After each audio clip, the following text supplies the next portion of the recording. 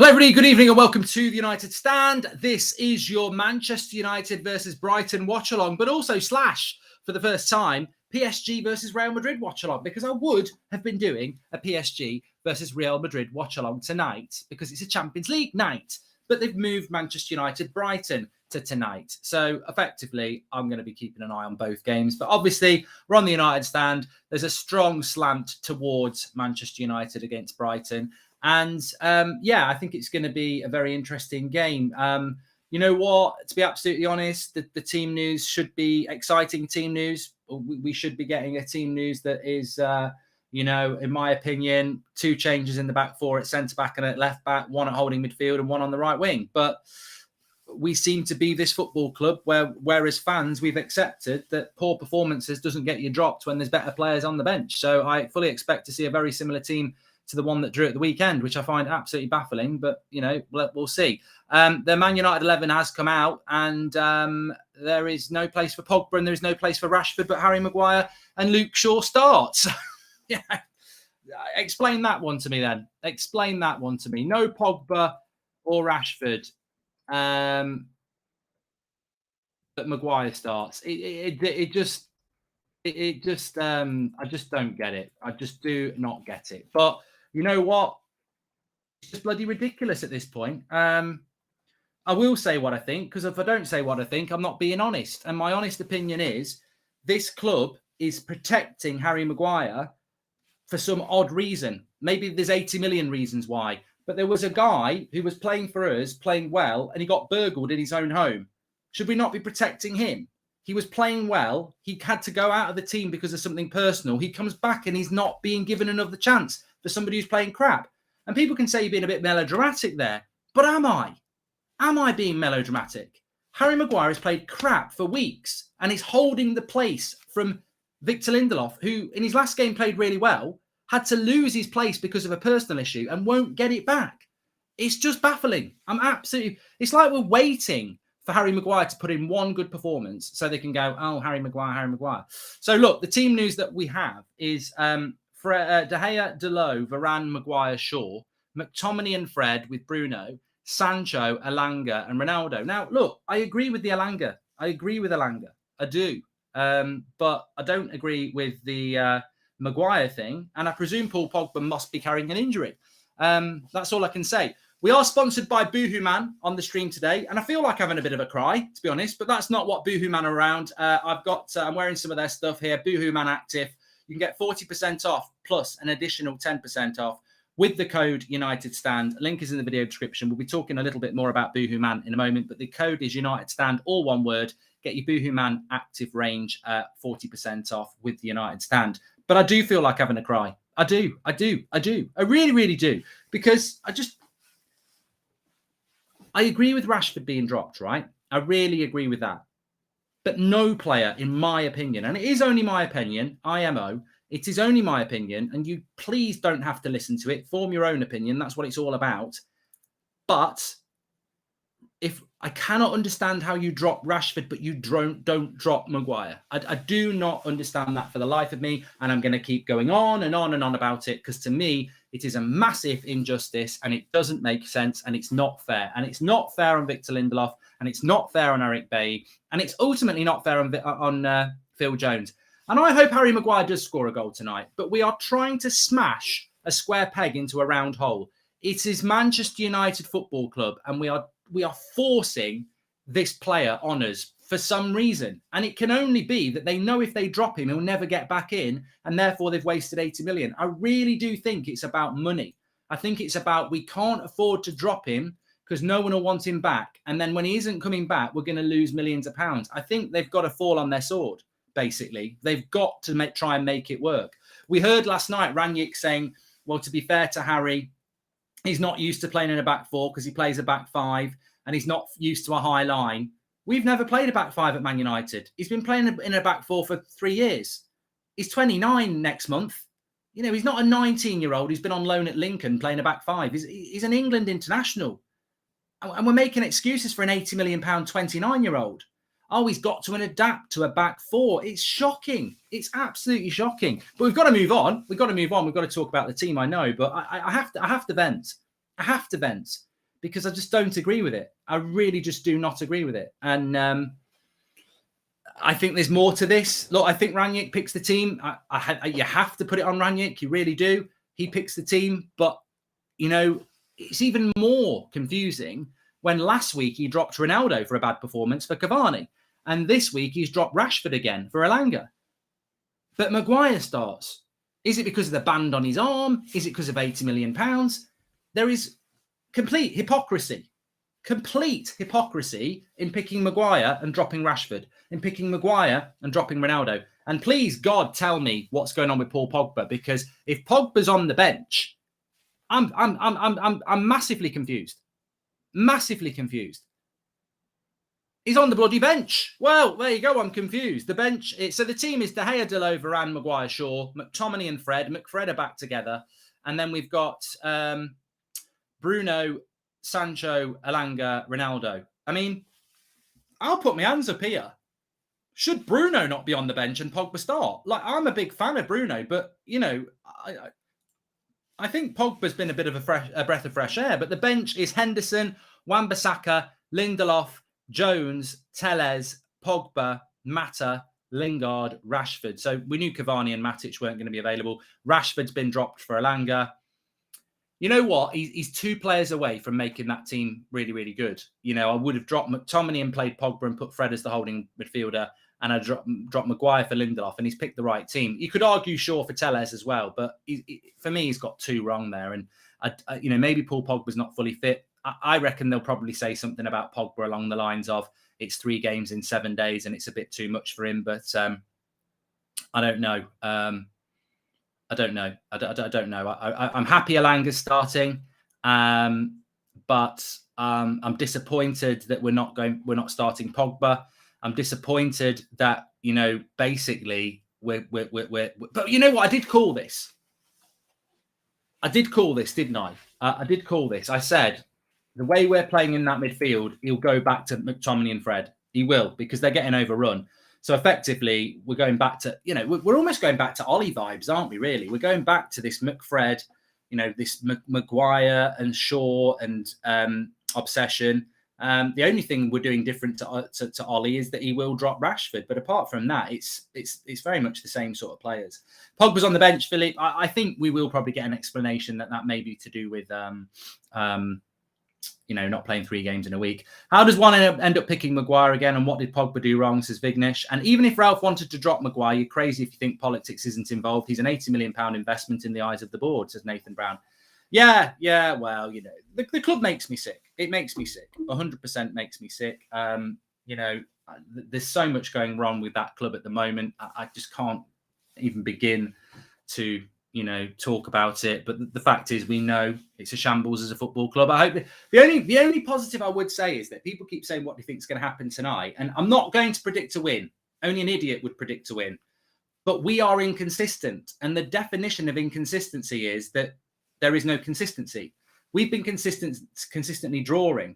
So everyone says it's going to be a 1-1. That's consistency. I know it's not the consistency you like, but another 1-1 would be consistent. We're inconsistent. So surely we can't draw again. So logically, we're at home. You'd hope we're going to win. We do tend to do quite well against Brighton at Old Trafford. I don't think they've won here.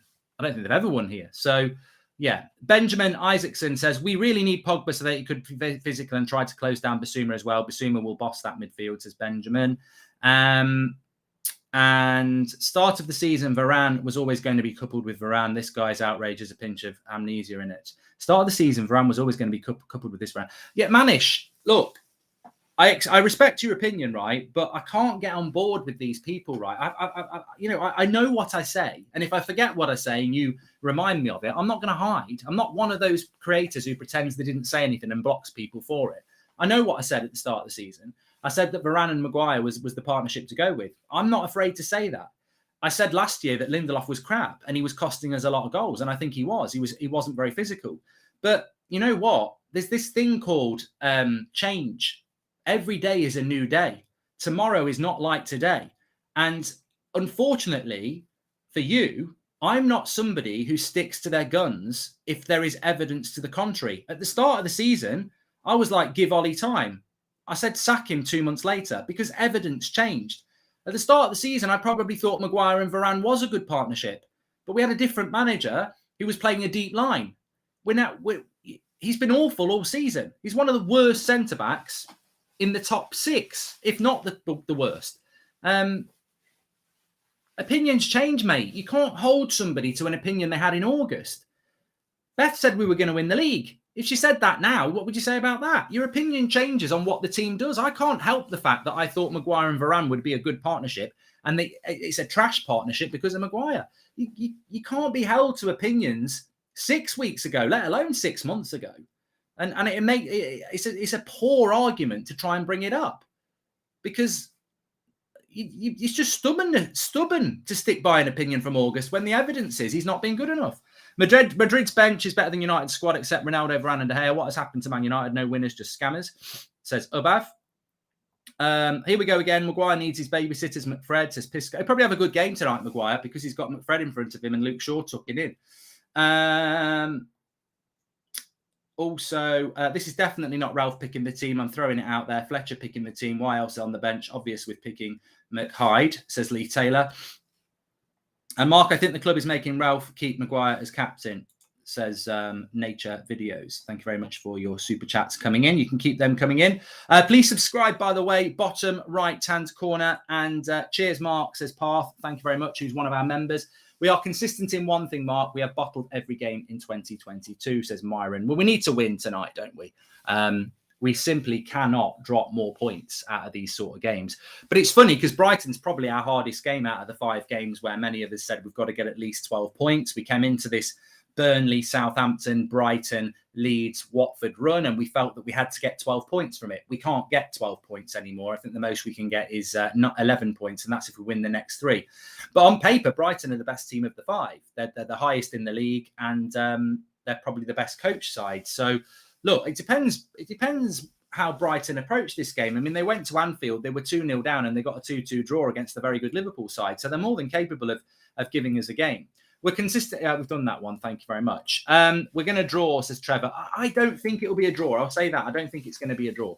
Please smash a like on the video, by the way. Make sure you subscribe. So I have got PSG versus Real Madrid on the TV. We're going to be watching that as well. Would you take Botman over Maguire, says Ropalerano. I'd take Batman over Maguire at the moment. And I don't mean the one with the bloody cape on. I mean bloody Bruce Wayne. I'd take a lot of things over Maguire at the moment, but I'd certainly take the man who's on the bench, and his name's Victor Lindelof. That's the man for me. But you know what? He'll probably have a good game tonight because he's had so many bad games. At some point, he's got to have a reasonable game, hasn't he? Is Maguire our worst starting centre-back in Premier League era? No, he's not, Tommy. No, the thing is, like, he's not completely useless. He just deserves to be dropped. He's not completely useless. He just deserves to be dropped. Why do you think we haven't even attempted to implement the gegenpress apart from when we managed 45 minutes against Palace, says Smith Ting? Well, I think in relation to this game, I think in relation to this game that we may end up conceding a lot of possession and hitting on the break again. In fact, I'm going to write that down. I felt against against Southampton, we played counter-attacking football. In fact, I'm actually quite surprised he's dropped Rashford. I wonder if Rashford is carrying a bit of a knock as well, because I think we are set up to hit on the break here. I think Wreck-It Ralph is thinking this is how he can make the second half better by throwing Pogba and Rashford on later in the game, says James. That may well be a very good point. I was going to watch United game, but then saw Maguire starting. Haven't missed a game this season. We'll watch PSG game. How does this help the club? I've got PSG on, mate, so don't worry about that. We've got the PSG game on. Remember, this game is not on in the UK as well, but even BT's binned us off. This game was originally going to be on BT Sports back before Christmas. It got suspended, and then BT decided they didn't want it. So it's not on BT. It's not on in the UK. It's one of them stupid things again. So we will have updates for you. It is on radio in the UK, and I'm sure people will find other ways of watching it. But I have got PSG versus Real Madrid on as well, so we'll be keeping you up to date with that as well. I think Ralph is just riding this out. So what if I resign spot? I'm hoping against hope that we are working on overhauling everything, including coaching staff in the summer, says Parth. And in my opinion, it makes no sense to me that we can drop Ronaldo every so often, but it's virtually impossible to drop Maguire just because he's captain, says Ethan Perez. I tell you what, this Maguire must be some player. Yeah, I totally agree. He must be some player because the team's on the pitch there, mates. MDM Games, it's De Gea, Delot, Varane, Maguire, Shaw, McFred, Bruno, Sancho, Alanga, Ronaldo. But, you know, it's... It is what it is. Mark, are you still worried about the Super League, says Nature Videos? No, this is the last thing on my mind. I'm worried about Manchester United, mate, to be honest with you. That's who I'm worried about. I'm not worried about anything else. Manchester United are the thing that worries me.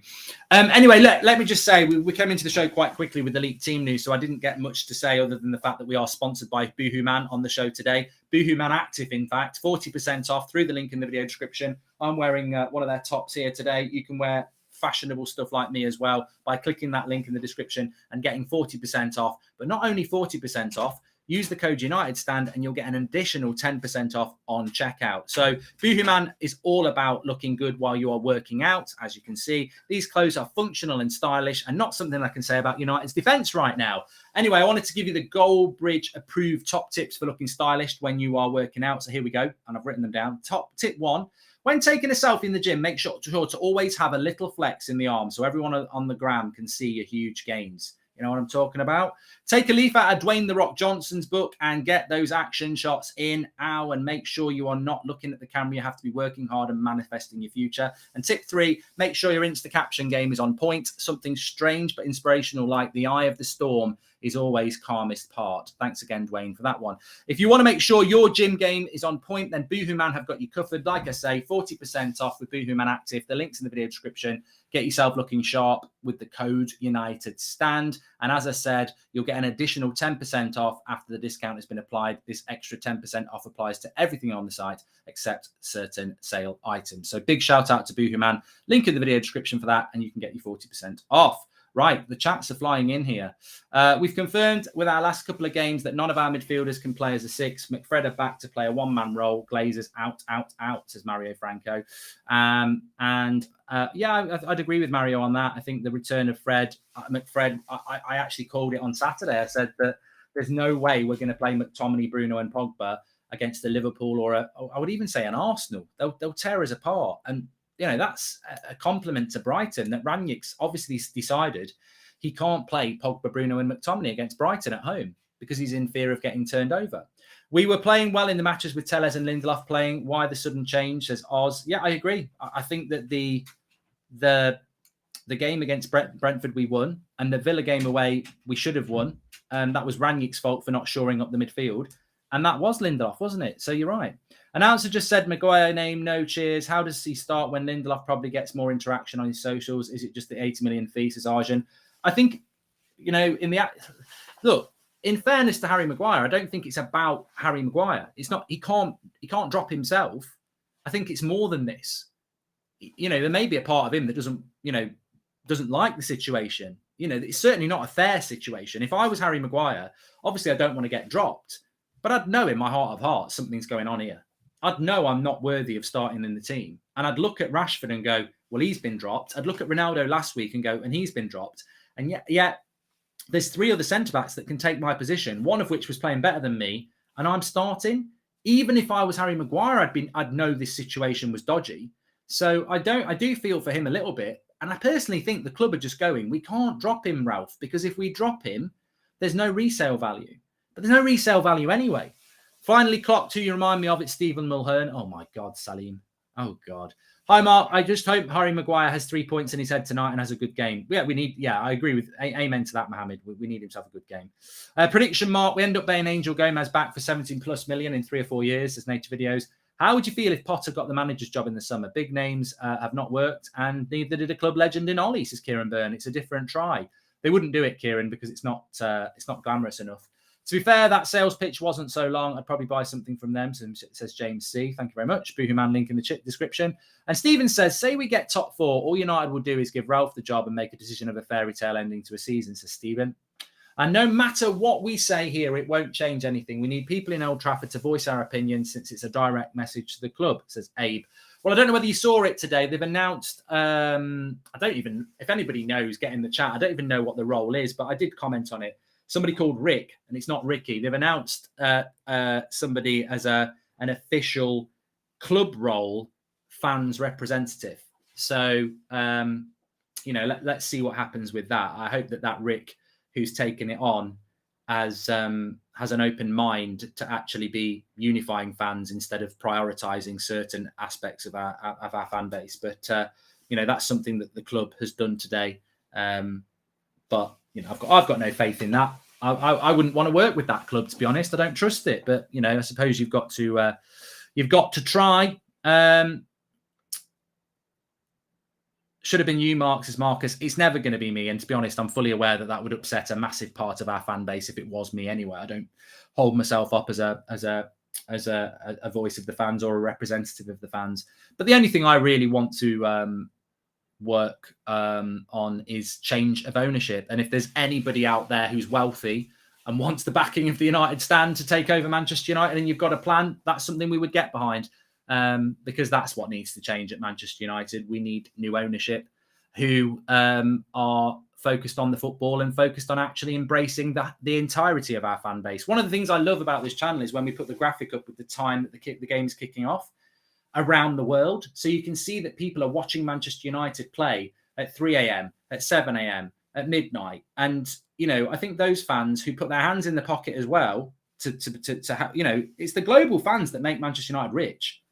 We've got the best match-going fans in the world, in my opinion, but there's only about 70,000 of them every game. There's way more of that globally, and I don't think they get represented at all. I don't. I think they are they're treated like shit, to be honest. And I don't think we do enough to represent those fans, really. I think they're made, even the club play on it. They make them feel inferior. I think that's something on this channel we've always been very big about, where you're watching from. And that's why I always love doing the US tour, because we have to get up at 3 o'clock in the morning and we appreciate what people are doing. Like Kratix, it's 3:30 a.m. and it's important. This football club would not be wealthy. The Glazers are only interested in money, and the vast amount of that money comes from the people who don't go to the games, because the match-going fans are the life and soul of the club, and it's a very different type of support, and it's fantastic. They represent us so well, but those 30 to 70,000 people can't compare to the millions of people who are putting them up. It's volume, isn't it?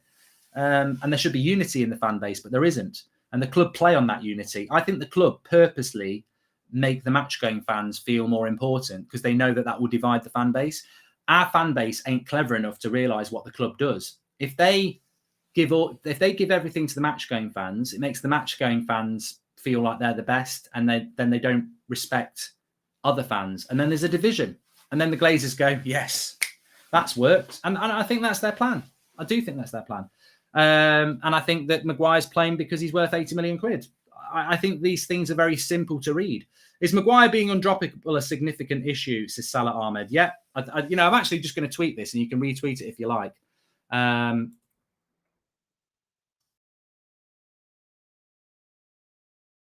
put it out there now.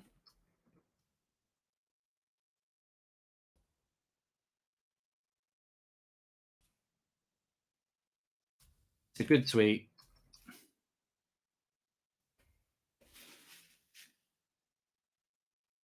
It's on at Mark Goldbridge. See what you think. Salah Ahmed, thank you very much. Varane out. He's fell sick, Mark, says Phil. And I hate supporting Man United right now. The persistence of players like Maguire and McTominay is disgraceful. Ralph has no power. I predict a loss, says Noah. I'm fuming with this team sheet. I absolutely feel it for Ralph. He's fuming with the team sheet, says Soham. No world-class manager can change anything as long as this board is running the club. And I'm just tuning in, and I see McFred, Maguire and Shaw starting. Evening ruin, says Rick. Yeah, apparently Ole Gunnar Solskjaer's coming back on the bench as well, and Ranić's having the night off. Don't worry, Mark. My rich ass will buy Man United and make it a glorious again, says Bruce Wayne. I, Bruce Wayne, will invest my all to this club. I'd love Batman in charge. It would be great. I think this story on Varane is a load of bollocks, by the way. There's no story about Raphael Varane being out of the team. In relation to Paul Pogba, let's just go through the team again. De Gea, obvious. Dalot, obvious. Varane, obvious. Maguire, sickening. Luke Shaw, probably lucky. McTominay, probably lucky. Fred, I don't mind Fred playing. We've got a good record when Fred plays, but Pogba dropped. Bruno, Alanga, I agree with. Ronaldo, well, there's no Cavani. And Sancho, obviously, I agree with. So that's the team. I've not looked at the Brighton team. We'll go through that in a moment. But you know what? I think one of the things with United at the moment is that team's capable of winning on my left. Of course, it's capable of winning, but it's also capable of losing. I mean, look, we've spoken about Maguire. We know that Shaw has dropped off a little bit. You know, Delo's not been as good as he has been. Alanga's a young lad. Ronaldo's been quiet. McFred can be good and bad. It's one of those performances where we might win and we might not. The line apparently has changed. Varane is ill. So let me just have a quick look at this. I don't know whether this is breaking right now, but yeah, Varane is ill and Lindelof comes in. So Lindelof does start. So there we go. By default, Victor Lindelof comes in. I mean, I tell you what, United have screwed up here, because if they dropped Harry Maguire for Lindelof, Maguire still would have played anyway, and it would have been, people wouldn't have been pissed off. My problem was how we never get questioned as to why he starts every game, and I'm over it, says Stuart Walker. Ranić is only playing Maguire in hopes he catches good form in order to have a high sale value, says Red Devil P. We will never sell Harry Maguire. I don't think we're picking him to have a high sale value. I think we're picking him to in the hope that he will become good. I've not had I've only seen it on the at United Stand MUFC Twitter, but apparently Harry Maguire will play with Lindelof and not Varane, because Varane has fallen ill. So we need to change the graphic there. I don't know whether Drawty can hear me, but yeah, it's Lindelof and Maguire at the back. Varane is out. Now, I don't know whether that means there'll be a change to the bench, because we won't have a centre back now. I don't know whether we can bring somebody in. Now, that makes a very interesting change to the game, doesn't it? Varane's sick of Maguire, says. Oh, Anata. I mean, look, to be fair, you made me laugh. I'll give you that. But yeah, look, Varane being out of the team is a big loss. Of course it is, because he's you know, in a team that's not been getting the results. Varane's better than Lindelof. You know, so we're weaker at the back without Varane, 100%. So yeah, it makes us weaker. That's all I can say about that. But, you know, it doesn't mean that we're going to lose. It just makes us weaker. You know, again, we're a very similar team to last year. But look, the Brighton team, Sanchez, Cucurella. Now, watch out for Cucurella on the left side. I've been really impressed with Cucurella. I think he's a brilliant signing for them. Webster, Dunk, Bissouma, Morpay, McAllister, Trossard, Gross, Moda, and Veltman. Now, that is a surprise that he's put Lamptey on the bench, because I actually was looking forward to seeing Lamptey against Sancho, and that may be a weakened aspect of Brighton's team, that maybe Lamptey's not fully fit. I don't know, because Lamptey against Sancho was something that I was looking forward to seeing. Having said that, they've got Trossard starting, Bissouma, Morpay. They'll be a handful. They will be a handful, and we're going to have to play very well to win this game. We will have to play well to win this game, because I don't think that team we've picked has enough goals in it to go 2 or 3-0 up. In my opinion, I don't think it has. I could almost envisage a situation where this is a very tight game, and then you bring a Pogba on or a Rashford on later on, and you know, we get the Stretford end go in, and you know, we do one of those famous wins that like we did against Villarreal. Literally back to Mac Fragaluf, £20 says Ralph reveals himself to be Ollie at the end of the season. It's me, Austin, says upbeat sarcastic.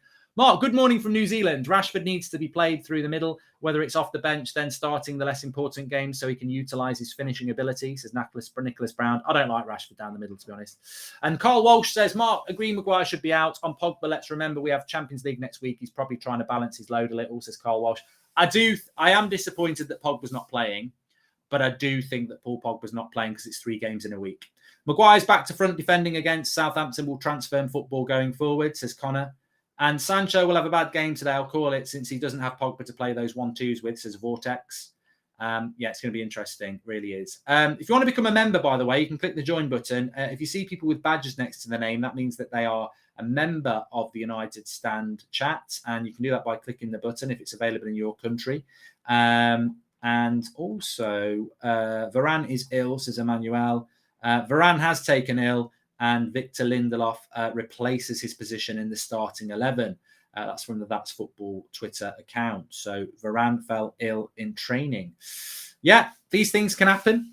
It's around this time of the season that Ronaldo starts to score more important goals for the teams that he's played for, says Monkey. That's a great observation about Cristiano Ronaldo, and it's a very true observation as well. Ronaldo has had seasons like this for Real Madrid and Juventus in the past, where people are saying, writing him off, and then towards the end of the season, he comes good. I think a lot of that's to do with his fitness. I think he trains to be like that. Ronaldo hat-trick incoming, says Aero. Look, I don't think any of us predict that we're going to see Sue tonight, but it wouldn't be surprised if I saw Sue tonight. I mean, it wouldn't surprise me at all.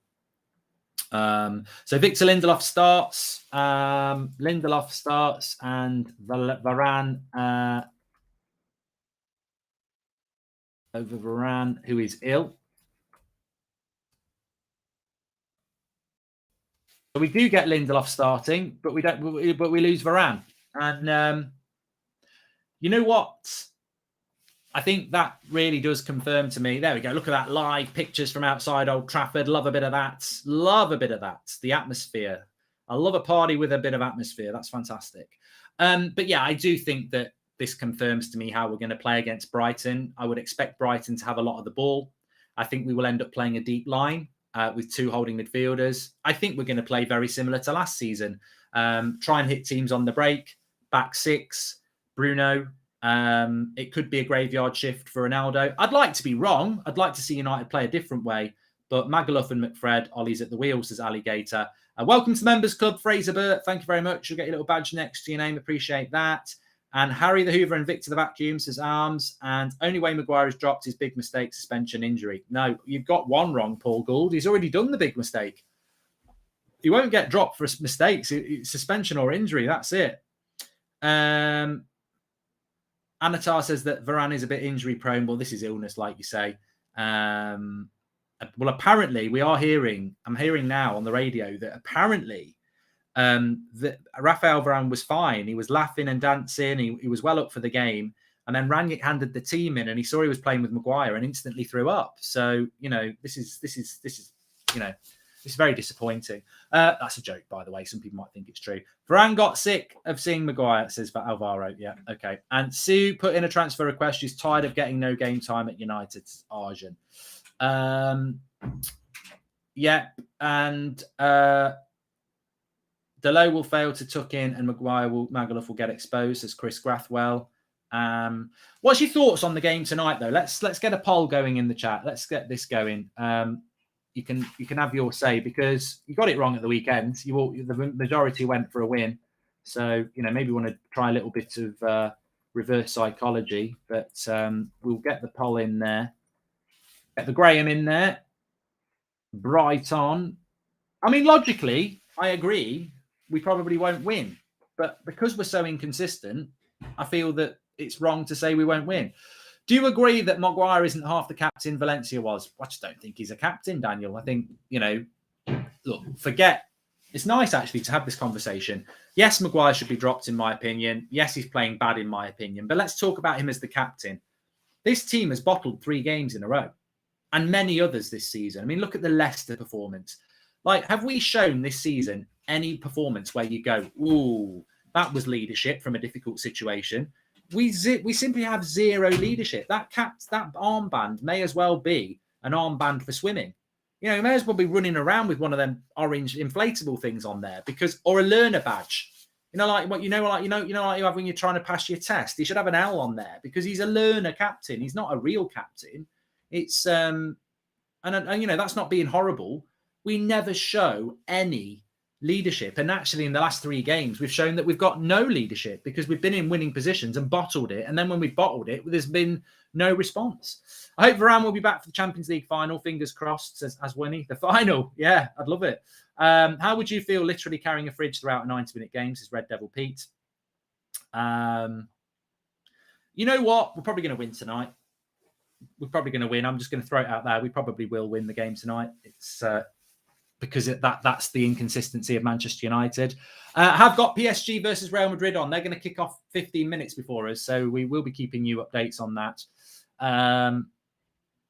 There's a tweet here from Simon Stone. Varane ill, so Lindelof starts. You could change some words there. Varane ill because Maguire starts. But yeah, love it. And thanks to Liam James for tweeting out our picture. I love the live footage from Old Trafford that we just brought you there. And of course, it makes us weaker. Of course, it makes us weaker without Rafael Varane. But you know what? At some point, we're on such a bad run in the league.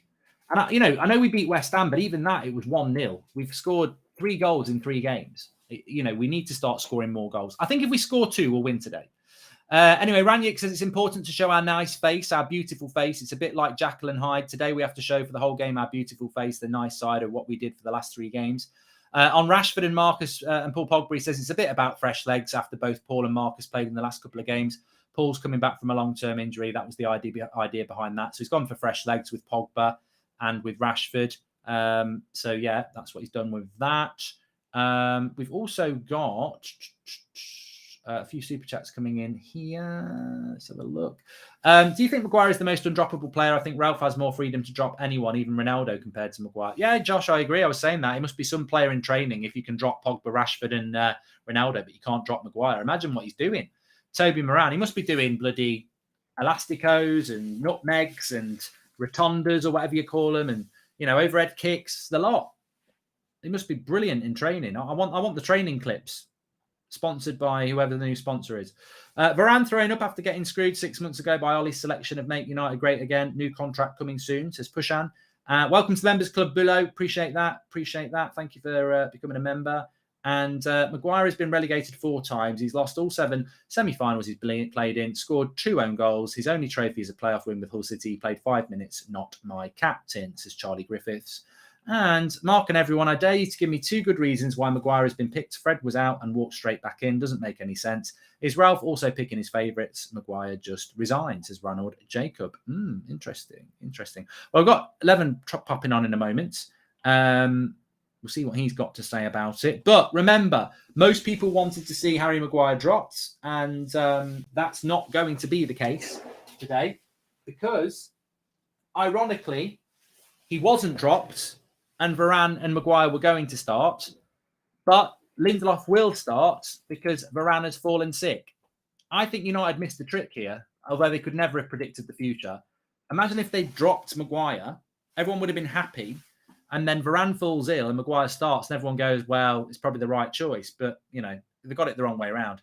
Alanga could be the difference, says Olaf. I hope so, mate. Ian Wright just said that Varane can be got at, but Lindelof, he's not seen enough of him this season so far. Wow. No mention of Maguire. English bias, Dale. English bias. Look, we have Paul Ince on the show, and I even detect it from Paul that there genuinely is. It's not. I think sometimes we like to have conspiracy theories. There genuinely is a bias in the English media and with English players towards English players. There is. It's always been the case. Always been the case, and always will be.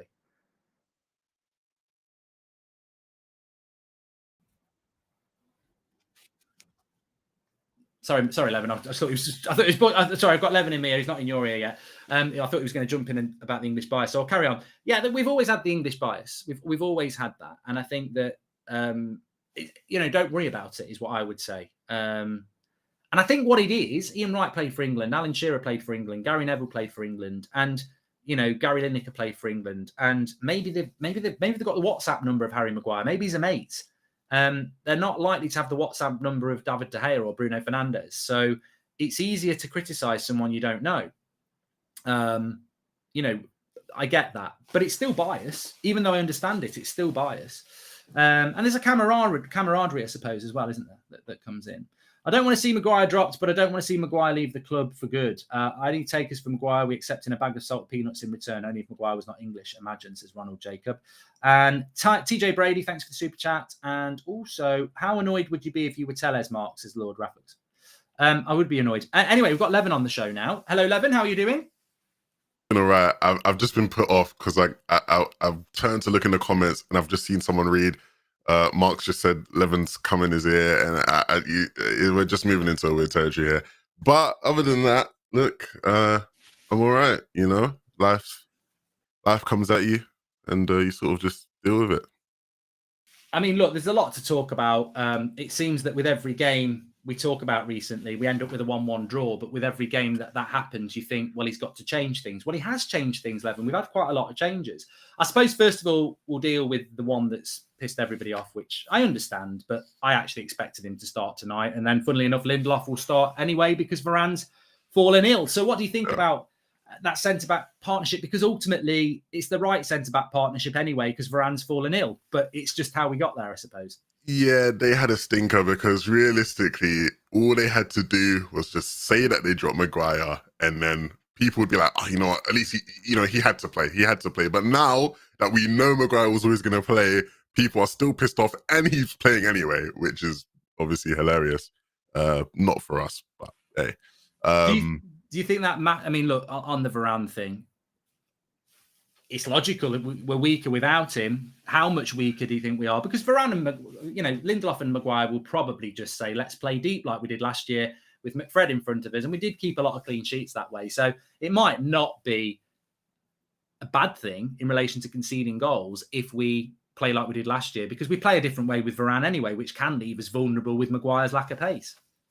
Yeah, it'll be interesting. I think the big thing is obviously Varane has this ability to just, make these defensive decisions that will save you in moments in games. And obviously, I don't know necessarily whether Lindelof can do that to the same degree. Yeah. I don't think it will affect us too much. Obviously, I'd rather have Varane in there, but yeah, as a whole, like the lineup is where it is. I just really just hope we're not in the same situation we've been. You mentioned all the change, right? Maybe we need to change how we're doing this part. Maybe this is what's going wrong in our process of getting results. So let's switch this up, Mark. Let's change around. Whatever we usually do, let's scrap it and let's just do it differently. And maybe we'll get results. Yeah. And in that sense, I don't know whether I was talking to you about it. We speak so regularly, and then you're speaking to the chat. But definitely at the weekend, it was mentioned. It might have been on pre-match. It was talking about midfield, and there was a conversation where it was basically along the lines of, yes, McTominay, Bruno, and Pogba is nice, but we've already seen against Burnley in the second half what can happen to that midfield three if it played against Liverpool. So for me, it was always inevitable that we were going to have to bring Fred and McTominay back together, because ultimately we all agree that we don't have a CDM. You can do that today because you can say, well, Pogba's playing 3 games in a week. Do you think that's the right decision? And longer term, I suppose it's a bit of a problem as to whether he would go back to Pogba and Bruno, because this is about providing the defence with some cover, I suppose. Yeah, it's weird because obviously I'd much rather see Pogba play. I think he's probably been our best attacking player over the past couple of games. It was always known that setup wasn't going to necessarily be sustainable, because we've seen it be tried in the past, obviously under Oli, a different manager, albeit, but the obvious weaknesses are there in it. And we've seen in the parts of the games where we've sort of slipped off how it can be detrimental at times. And of course, instantly you think of McFred, as much as they have all the weaknesses in the world, there is more of that defensive cover there. And at least, it probably means that Bruno has more of a freedom to play in a 3-8 role, which he's sort of already been doing anyway. Like, it's a bit weird. He's already been playing with a lot of freedom, but at least in this system, it makes more sense for him to have that freedom if you're instructing Fred and McTominay to be more disciplined. I'll be real though, Mike, I don't know, man. Like, I look at that Brighton team, and I just look at what they're about in terms of the principles of their team. Yeah, on paper, we're always going to probably beat them in terms of the technical quality or the star power we have, but they're just a really well-drilled team, and that's going to be. If they play well, it's going to be a difficult game, isn't it? If they play well, it's going to be very difficult. Yeah, and it was interesting. I don't know what you think, right? But I obviously, saw, shout out to Beth and, the Horomano interview earlier today on the channel. Go check that out, guys. When you hear things like, Ralph is interested himself in the job, right? Which is something we all sort of roughly knew, but obviously as we get closer and closer to summer, we'll start hearing it more, I assume. You do start to go, okay, well, if you do want the job, we're going to start being a bit more critical of you in terms of, how you are as a manager and whether that can work out. And I think the big thing with Ralph is that as much as, I was someone who was a big advocate for him, and I'm a big fan of his still, I'm not necessarily overwhelmed with the actual structure he's put in place, right? I had a whole debate with Adam and Beth about on the show, and I do believe there's a structure there. I just don't think it's been quite as effective. And I think as we start to play some of the better teams, we'll start to see some of the weaknesses there. And there's reasons for that. Of course, the obvious one being just Rangnick obviously hasn't been actively coaching in the game as recent as some of the other top managers. But yeah, it'll be interesting to see how he deals with Brighton, because they pose a tactical threat that I don't think we faced yet. Fraser Burt, never stop what you're doing. We all appreciate you so much. Thank you, Fraser, for the super chat there. Chris, thanks for becoming a member. Varane's probably got ill just so he can sit at home and watch Madrid, says Luke. And thank you very much there. Look, I think the definition of inconsistency is the thing that you expect to happen probably won't happen. So it would be very consistent of us to draw the game 1-1, which is why I think we won't draw, because I think logically that's too consistent for United and we'll probably win. But having said that, it wouldn't be a shock to lose. And I think you've hit the nail on the head that this Brighton side is probably the best side out of the 5 fixtures we had between Burnley and Watford. And therefore, it's only logical that United will probably play well and win the game and then drop points at Leeds. But he has made big calls. I mean, the Pogba one for me is probably a convenient one. I think he would have wanted to play McTominay and Fred anyway, because he's probably scared of Brighton's possession game. So he can sort of say, well, Pogba's not playing because of fitness issues. But he's dropped Rashford.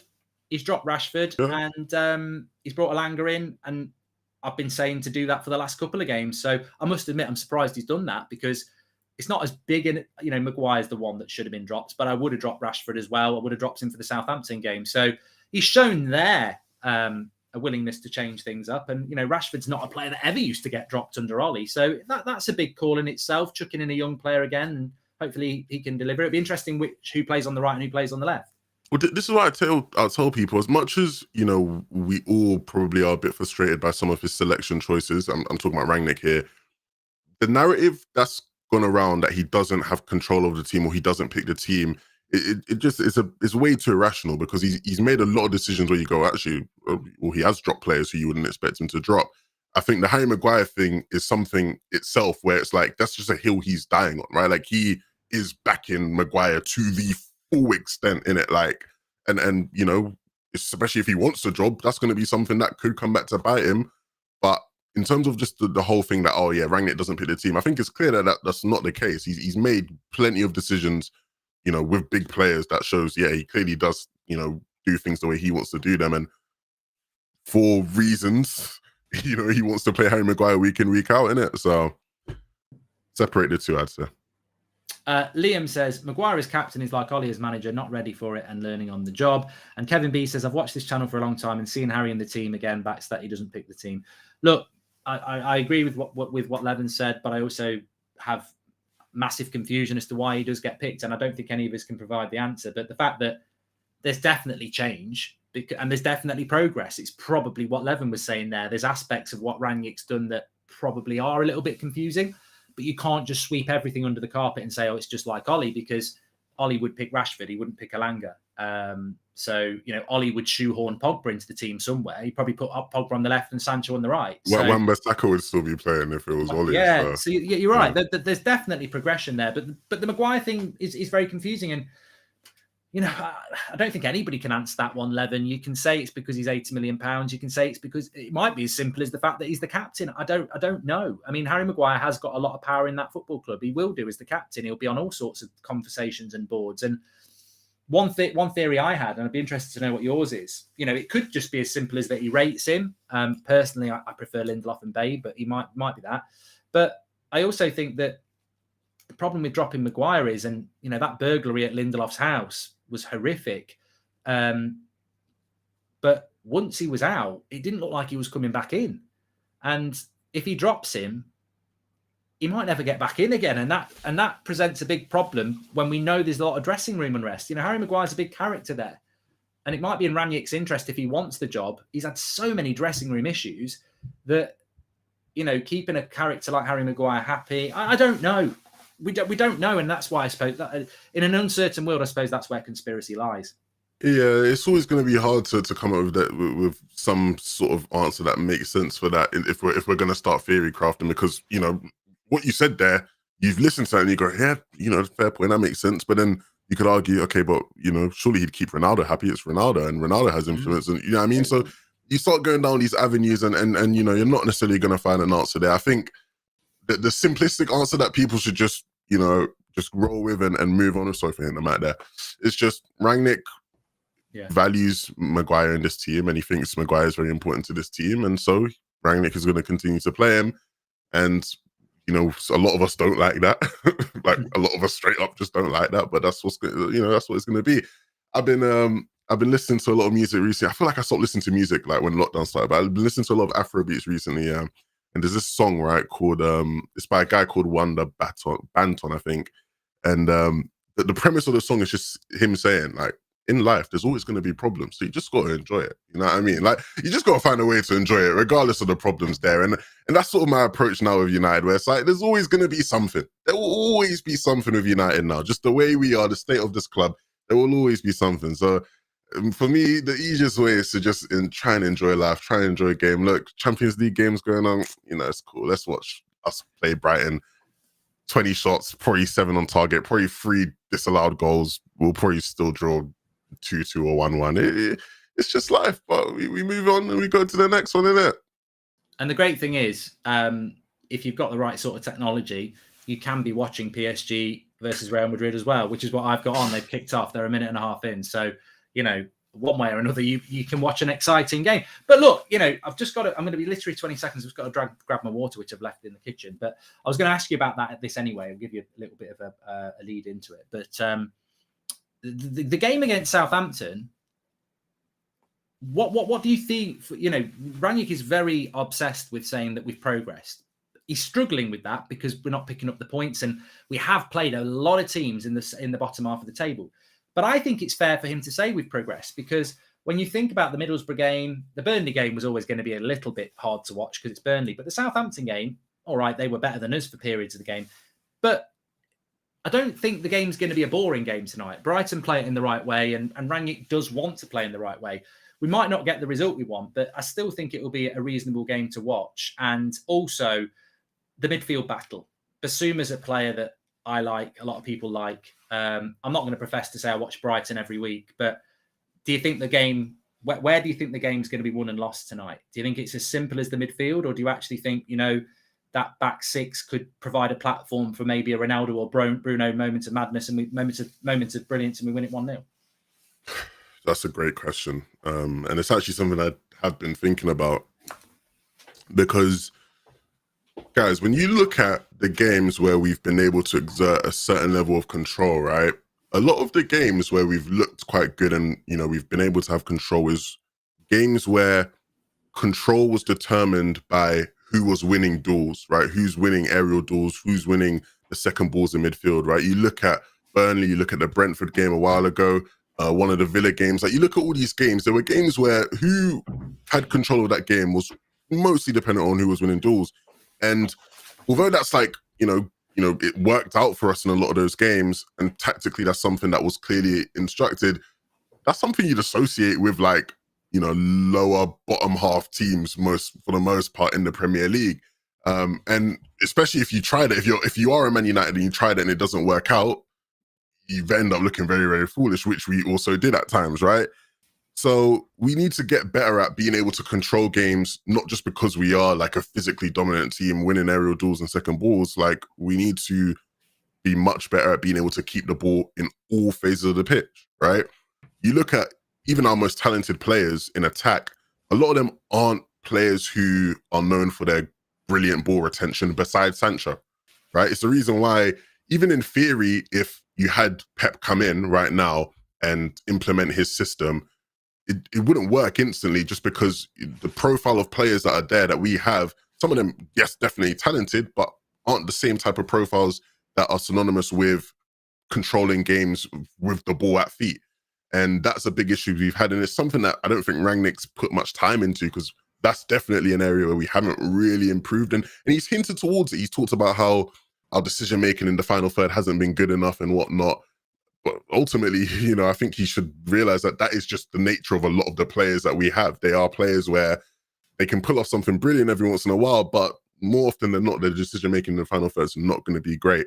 And against Brighton, I don't think this game's going to be won or lost based off of who wins the duels or not. I think, you know, this Brighton team is a team that's shown in all phases of the game they can have control with the ball at feet and they can use it well. And that's something we really struggle with. So for the first game in about 4 or 5, I do come into it a bit less optimistic about our chances. But I've also jinxed basically every game every time I come on this show. So hopefully this is another example of where I just jinx it and then we just look really good and win the game. Yeah, and I think that I agree. I think logically, I've seen so many people say this has got a draw written all over it, and I just think United is so inconsistent that I wouldn't have any confidence of predicting that this will be a draw, even though I think Brighton are and have I think they've only lost one away game this season. They were 2-0 down at Anfield and they came back and won and drew 2-2. So they're a very, very good team. But I'm just hoping that we catch Brighton on a bad day, because I think if we catch them on a good day, doesn't mean we're going to lose, but we're going to have a very good day if Brighton are on a good day. And as we know, we've not had a good 90 minutes in a long, long time. So, and they lack goals as well, to be fair. That Brighton team does lack goals. So, yeah, I think if we score 2 goals, we'll get a positive result. I think it's that simple. That's been another thing, right? In a lot of these first halves, a lot of the reason why it's felt like deja vu in these first halves is because we'll get the goal, but you look back at the half and you go, we could have had so many more. And I just really hope we are a lot more clinical. Like, when you look at the stats, we've been going through a goal drought, like, team wide. And it's, one of the first goal droughts we've had in years, like, to this extent, which is obviously inconvenient timing for us. Pardon me. But, people were looking at, like, comparing the expected goals of certain players, from when Rangnick's come in and before, even with Oli. And then under Oli, there were certain players who were like just exceeding, overperforming the XG. With Rangnick, a lot of them are underperforming it, right? And so, again, football is a game of variance. These things balance out over the course of the season, over the course of seasons, plural.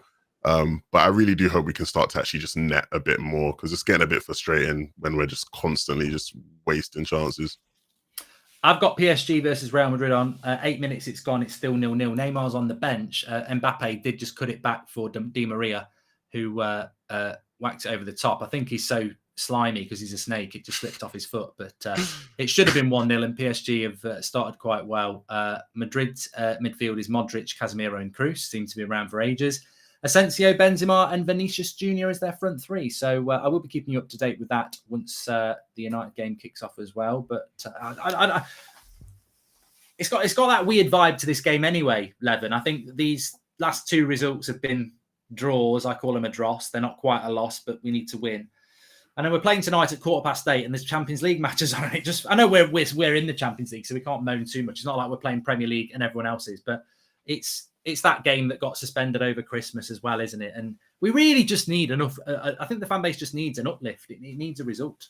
Yeah, it's mad. I haven't seen someone use the word dross, but it's perfect because they feel like losses. Like, me and Beth were arguing on the show the other day, and we were both calling that game a loss. And like, there's people in the comments going, "What are these guys on about? We didn't even lose the game. They're so overreactionary." But it's because it genuinely, like, those games genuinely feel like losses. Like, you walk away from those games and you're literally thinking to yourself, "Gee, like, that was, I don't feel good. Like, cool, we got a point, but we should have won." So yeah, as long as we can just avoid that. I don't even care what happens in this game. As long as we just win and just get 3 points and just, I don't want to leave this day just feeling aggy about it. I want peace. I want peace. That's what I want. The draw thing is such a good point, though, because a draw in the modern game almost is a loss. The only positive is you get 1 point and you haven't lost. But, Brighton have drawn more games than anybody this season. They've drawn 12 and they're in 9th place. If they'd have just turned 3 of those games into a win, they'd have another 6 points and they'd be 1 point behind us with a game in hand. So draws can really damage your season, because Brighton are having a good season, but they've drawn loads. Arsenal, on the other hand, people don't understand how they're in a top 4 race, because they've lost 7, but they've only drawn 3. So the thing about Arsenal is they'll lose and then they'll go and win 3 on the bounce. And United, we're ticking along with the draws now. We've had 7 draws. Only Chelsea have drawn more than us in the top 6. So, I suppose Man City and Liverpool on the top level have turned, and Burnley at the bottom. They're bottom of the league, but they've actually not lost that many. They've drawn a lot. A draw in the modern game has almost become a negative thing when, at times, I remember Tevez scoring for United against Spurs away many years ago. And it was like a last-minute equaliser, and it was like that point could be massive at the end of the season. And I'm not saying, I'm not knocking a draw; it's better than a loss, but they can almost be we can't afford to draw today. It's just simply not a good. It wasn't a good result against Burnley. It wasn't a good result against Southampton, and it's definitely not a good result tonight. We just need a win. Yeah, no, I'm just tired. I'm really tired. I wanna end this. I don't know who's on the fan forum today, but I want this match to end. I want to go on the fan forum, all smiley, busting jokes, just chill. That's what I need. To be fair, even if something bad happens, fingers crossed, knock on wood, I'm gonna be like that anyway, because in this life, you gotta enjoy it. But I think if we draw today, we would have 41 points. Arsenal would be 2 points behind us with 3 games in hand. I mean, you can never say never with the teams that are fighting for 4th. But I would almost say if we draw today, we're making that top 4 race, very, very, very, very difficult. And I don't think it's very difficult at the moment. I think it's still there because we can still have a big say in it. But simply, the players have just got to go out there and understand what we understand, that this cannot be another 1-0 up and fall asleep in the second half. They've got to play for 90 minutes. Yeah, and as a fan, you want to believe deep down that a lot of these players at least do actually care and don't enjoy losing, right? I'm sure we've all been a part of teams in different capacities growing up where you don't want to lose. Like, I hate losing personally, right? And so hopefully they can take that sort of pride and go out there and really just show off why a lot of them are very expensive and or playing for Manchester United. Very cliche stuff here. This isn't an in-depth analysis by any means, but I think a lot of, some of the issues at least that we've had come down to just having a bit of pride, right? And being able to go out there, even when you are dominating a game, but you haven't quite gotten that goal, not letting that drop, you know what I mean? Keeping your foot on the gas. And we've lacked that. But hopefully the boys go out there and do it today. Where actually is this game? 'Cause I'm seeing a lot of people saying in chat, and then I deep to myself, I'm like, actually, where is this? Where am I going to see this game? I don't know. Is it on TV in the UK? It was meant to be on BT, the original game, and I'm watching BT now, and that's got PSG against Real Madrid on it. So if you're in the UK, you can listen to it on the radio 11, or you can get creative. Yeah. Radio's the way. Yeah, radio's the way. Anyway, we'll see you on the fan forum, mate. We are very nearly going to start, and neither of us are going to commit to a result because that's just the way to be with United at the moment. Yeah. Whatever I've been, I don't even know. What do I usually say when I leave here? I'm just not going to say that this time, just at risk of jinxing anything. See you guys on the fan forum. I'm not. Bye. Just bye. Bye. Cheers, pal. Enjoyed the chat as always. And I very, very, very wise words. Just don't commit, because then you can't be blamed or jinxed or anything like that. Definitely. PSG versus Real Madrid is 0-0. We've got that on. Obviously, we'll have all updates for you, and you'll probably get lots of different updates in the chat because people will be watching it with different delays and everything like that. We will get a timer going. I don't know whether I've got Draw Team here or not, whether you can hear me, but we'll just start it at no coincidence that Lindelof Maguire equals McFred starting and Pogba and Rashford drop, says Sean Finity. Varane's probably got ill so he can sit at home and watch Madrid play. Think he knows went from partnering Ramos and now he's next to a fridge, says Luke Carroll. We can start the timer whenever you're ready, Drawty. And we've got what happened to Varane? Yeah, Varane got ill just before the game. So yeah, we're in that situation where Varane was going to start but couldn't start. So yeah, there we go. The timer, look, if you want to sync in with the timer, that's absolutely fine. But obviously it's a difficult one for us to sync in with because we haven't got it on the TV in the UK. We'll be keeping you up to date with PSG, Real Madrid, got United on in the ear as well. And why do we always have 2 keepers on the bench? Can we not put a youth player? If we've got 2 keepers on the bench, we didn't have 2 keepers on the bench. We had 2 keepers on the bench because Varane's dropped out, because we only had 1 centre back on the bench, and now that's obviously not the case. Brighton in possession and moving the ball around their back 4 at the moment. There he is, the snake. I've got the PSG Di Maria on the screen. Ancelotti never did get in charge of United. So Victor Lindelof's in the team. It'd be interesting to see what happens with United and how we line up defensively in this game. I'd take I don't know about you, but I'd happily take a 0-0 draw. Sorry, not a 0-0 draw, a 1-0 win. with a scammy goal. Please do notice that we're sponsored by Boohoo Man for this show. I'm wearing the Boohoo Man Active Range top. You can get yours 40% off with the code United Stand. If you're looking to get yourself some gym wear or some stuff to wear playing five-a-side, they've got loads of stuff. You can get a lot of stuff for a reasonable price, especially when you can get 40% off with the Boohoo Man Active Range. You also get an additional 10% off on checkout by using that code United Stand. So massive discount with Boohoo Man. Thank you very much. And hopefully the only thing about this stream that's going to be Boohoo is the sponsor, because I don't want to be crying tonight. I really don't. PSG have been on top in the game against Real Madrid. Obviously, it's being played in Paris. United, De Gea's got a goal kick at the moment. United have done nothing on the attack. It'd be very interesting to see how the United game pans out in the first 10 minutes, because I think we're going to see McTominay and Fred, as many people have said already. We're going to see McTominay and Fred. 2-0 to City already, by the way. Thanks everyone who's updating us on that. They're playing at Sporting Lisbon. Doesn't make them the favourites because they're smashing Sporting Lisbon, by the way. But at some point, they're probably going to win it. But United will play with a deep line tonight, and they are playing with a deep line. It's the return of the back six. It's the return of Magloff. It's the return of McFred. And Brighton so far are bossing the possession as well. United playing very deep on the counter at home. So, you know, that's supposed to be expected when you play the back six. It's like last season, really. You know, Brighton will have a lot of ball at Old Trafford. And I think we need to, I predicted it when I saw the team news. Brighton having a lot of the ball early on. And Mbappe's just made Courtois has just made a great save from Mbappe. Brighton have got a throw here as well, but lovely ball over the top. The pace of Mbappe, and Courtois makes a good save with his foot. Maguire's kicked it out for a throw in. We're giving man of the match. It is a back six, Nora.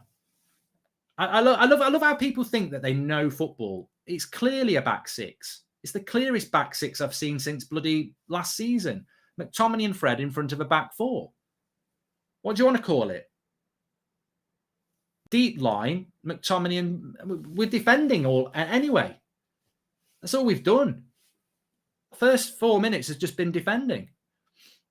Messi puts a corner in. Oh, Courtois has gone up. I'm not getting into arguments about what our formation is, because at the end of the day, it's a defensive formation. What's going to happen to Wan-Bissaka? And I need Varane and Bay as our pair. It will scare the opponents, says Christoph. Well, Varane fell ill in the warm-up, and Eric Bay is not even fit to be on the bench yet, because he's only just coming back from his ankle injury. He did train it yesterday. United at the moment are struggling to get out their own half. Silva scored the second goal for Brighton. Oh, my God. Fred's just played a shit pass. Brighton, they're in. And it's a good save by De Gea. Already, Brighton dominating United here, and De Gea's already made a good save.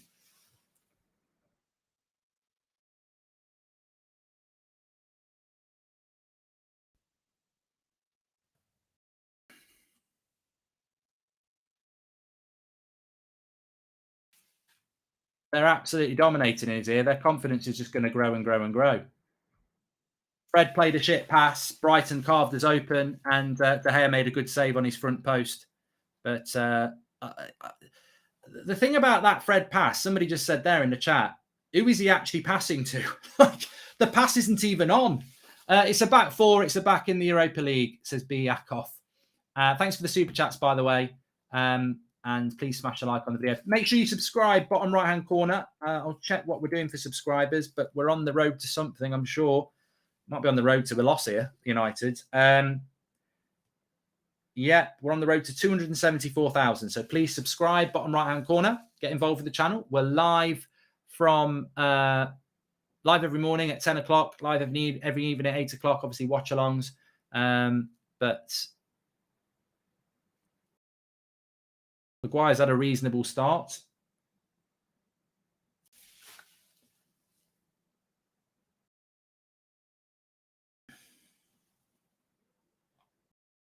I think it's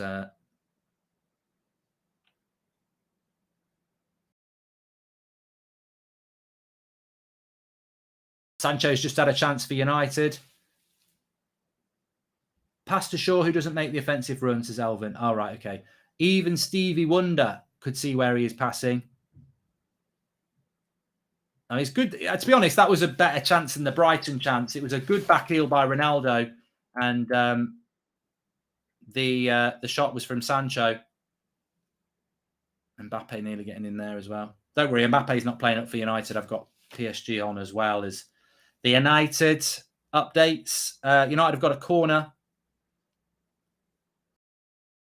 Well, it's good that United have had a chance because, as I said, in the first 5 minutes, it was all Brighton and United, not all Brighton of Leicester, but it was all Brighton domineering. So it was good. It's good that United have had a chance. At least it gets the crowd going because Brighton had the first chance. They've had all the possession and United have had a chance with Jadon Sancho there. And again, good save by the keepers. It doesn't... I think the thing about this game is, unless we bring Pogba on, I don't think it's got the feeling that Manchester United are going to dominate the possession, dominate the game and win 3 or 4-0. I hope to be wrong, but I just don't think it's got that feel. Love for a mile White. Can you say get well soon to Stan? She's quite ill at the moment. Get well soon, Stan. Kulai says that Sancho should have passed it when he had the chance. Man City are winning 2-0 against Sporting Lisbon. 0-0 between PSG and Real Madrid, although I feel that PSG have been the better side in that game. And Luke Shaw puts it out for a throw-in his own half. It's a must-win game for United, says Mir. It is a must-win game for United. Yes, it is. And but that's the last 2 games has been a must-win game for Manchester United.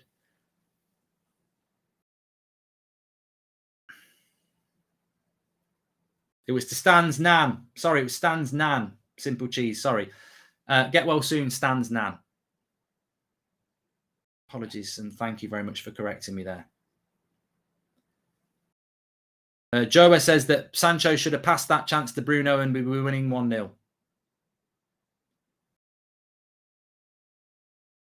You've just got to take... In this sort of a game, you've just got to take... you've just got to get a win. I don't think anyone really cares whether we play well or not. We just got to get the win.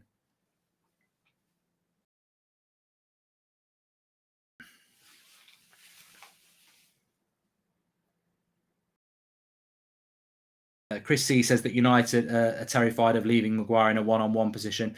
I think Maguire will probably have a good game tonight because he's got so many people around him. We're definitely playing counter FC. We're definitely playing in a more familiar way. And I think that Lindelof and Maguire will probably quite like this game. And Luke Shaw is tucked in so tight to Maguire. Mark, don't you think it's time we change who takes our corners? It's always the same dull thing, says God. Henke, I think we're up to 130 something, aren't we now?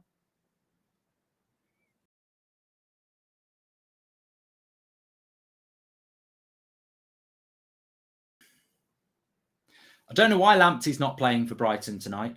Very, very good player. I was looking forward to seeing Lamptey against Sancho, but he's on the bench. Graham says we're playing like the away side. Well, I noted that down before the game. I said, I think the way we're set up, we're going to play counter-attacking football. So, yeah. And that's probably the way it's going to be. But United are on the attack. Alanga's got the ball.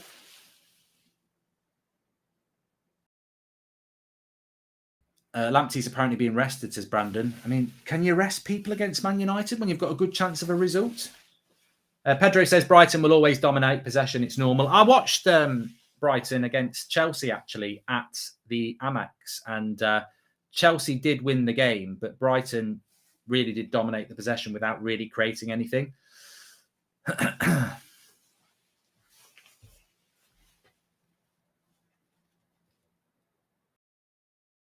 Ronaldo's having a good game. Getting the ball out wide there to Sancho. Tomney nearly getting a shot off. We've had, what? We had 11 minutes, 25 minutes in the PSG game.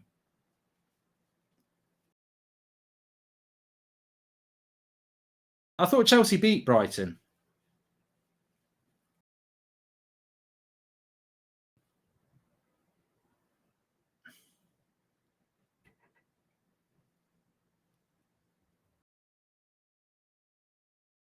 How can Ralph say we're making progress if we're playing back six against Brighton at home? I thought Ralph was going to change us. Andre O'Brien, you make a good point, but it's been well documented about Ralph Rangnick that he will always try and get the best out of what he's got. And I think he's just getting the best out of what he's got. Would you still take Skriniar as chunky boy? I think that ship sailed. It's a bit like Koulibaly, really. That ship has sailed. I'd rather Dunk than Slabhead. Also, why do we bother having a scouting network when all we do is pluck the most prominent English star? To Scott Johnston. Thanks very much for the super chats, by the way. Please subscribe, bottom right-hand corner, get involved with the channel. Brighton are in down the left-hand side.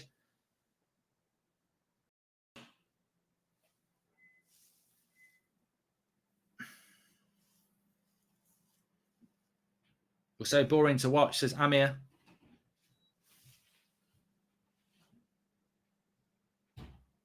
Maguire's probably been one of United's better players in the first 10 minutes. And I'm not saying that's because he's having a worldie, but he's made a couple of interceptions. He's kicked it out for a throw-in. He's won a couple of headers.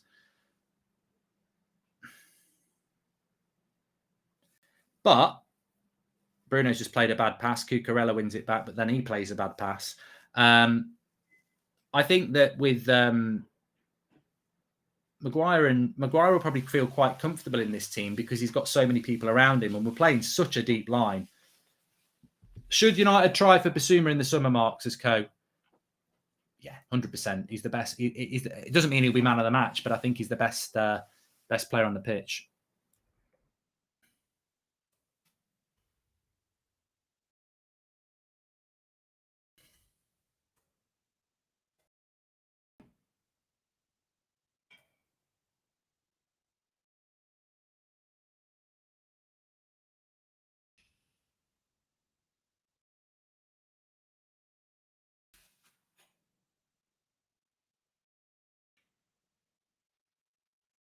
Mark, what happens when Lindelof plays well today? So Ralph leaves Varane out? No, Jack, that won't happen. You know that won't happen. United seem to take 2 or 3 touches before moving the ball, really slowing things down, says Andrew 81. I think that's a great point, Andrew.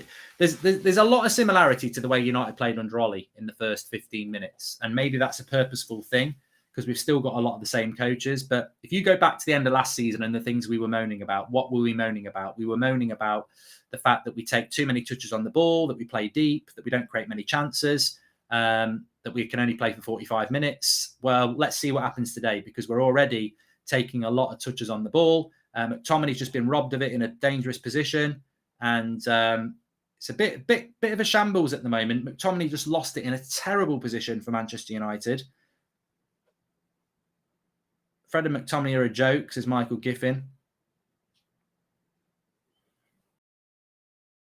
But now it's United coming away with Jadon Sancho in a 3v3. And Cucurella puts in a good tackle on Alanga. But Sancho did everything right. On the break, 3v3, slipped in Alanga. And then it's a good bit of covering defending by Cucurella, who I've mentioned Cucurella before. I like the look of this guy. And another good signing by Brighton. We're so scared of the ball, no one goes to get a pass. Is that a bad pass from Fred earlier in De Gea's mind when he passes out later in the game, says Michael Fetty? Well, I think United's 2 chances they've had in this game, by the sounds of it, are on the break. And I think we're set up to counter-attack in FC again. It's a back 6. It's a counter-attack. It's a deep line. You know,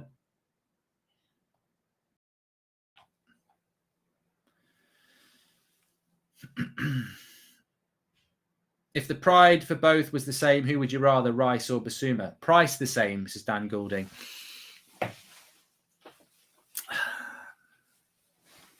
It's a cracking question. If the price was the same for both Rice and Basuma, who would you go for? Because I'd go for Basuma over Rice because the price is different. Who do I think is the better player? Well, Rice is younger.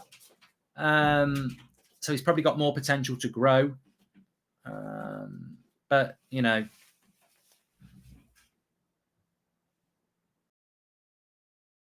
that's another shot on goal for Brighton. McAllister getting ahead of McTominay. having a shit game. Half an hour gone in PSG, Real Madrid still 0-0 in that game.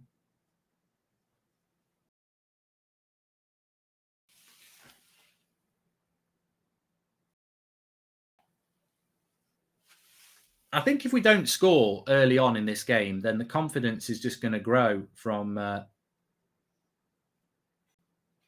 Brighton, because they're a very. I've seen Brighton come to Old Trafford before, and they never get scared in possession.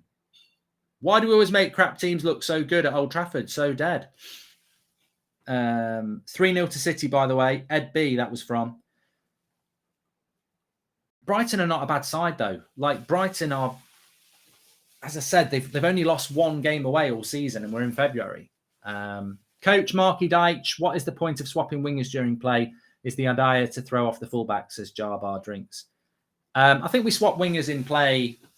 I mean, Sir Alex used to do it. You know, it is to try and mix it up a bit, yeah. But I'm a strong advocate of not running before you can walk. You know, I don't think we've established our wingers performing in their designated starting position, you know, so why are we swapping them around?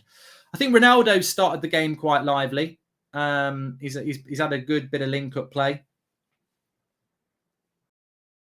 But yeah, I wouldn't put any disrespect on Brighton. They're a very good side, and I don't know what the possession stats are, but I would imagine that they've probably had more of the ball than we are. Varane's not starting because he fell ill in the pre-match warm-up, so Lindelof came into the team.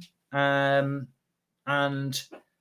to be fair, the defence, I wouldn't say it looks comfortable because it's conceded 2 half-decent chances to Brighton in the first 20 minutes. But United have had a good chance as well. So quite an equal game at the moment. But I feel like Brighton are winning the midfield battle. It's 70% possession for Brighton, says Timothy. Surely that's not right. Surely that's not right, Timothy. If it is, it's disgusting for a home team. It's 56% possession for Brighton, not 70% across the whole game. Why do we always make crap teams look so good, says Ed B. And the pathetic thing is they're playing Ollie Ball sitting back on the break. Also, I thought Scott and Fred could play at this level at least, says Jacob.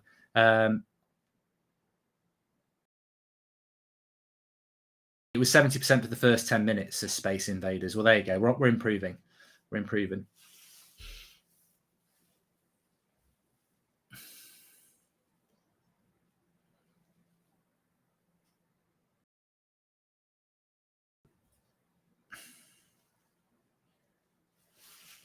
Good coach, Potter, though. I don't like to say it, but you'll probably be quite impressed by Brighton if you don't watch much of them. They're a very, very, very good possession side. It makes you think, what if Potter had better players, and maybe he wouldn't be able to coach better players. Some people prefer to coach players that that are not top players because they're not so egotistical. But I mean, the way that Potter gets his team to play.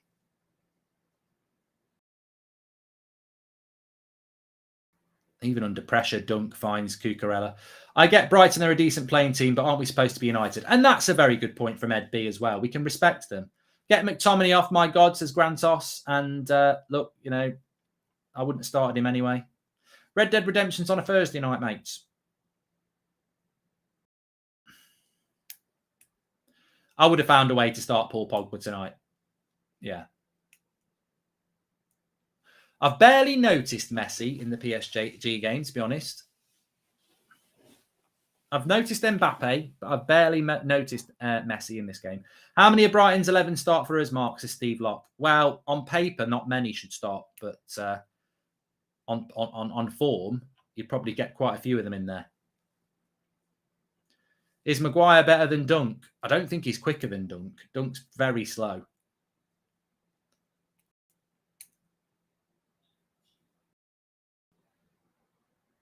Hi, Mark. Do you think Rangnick have a difficult job trying to implement his philosophy and tactics since the players know he's only going to be there till... Well, Martin, I mean, this is not Rangnick ball. Just waiting for another Maguire masterclass of crap, says Jack. I was actually going to tweet that, but I'll talk to you while I'm doing it. This is not Rangnick ball. is Ranić getting the players to play the way that suits them. Counter-attack.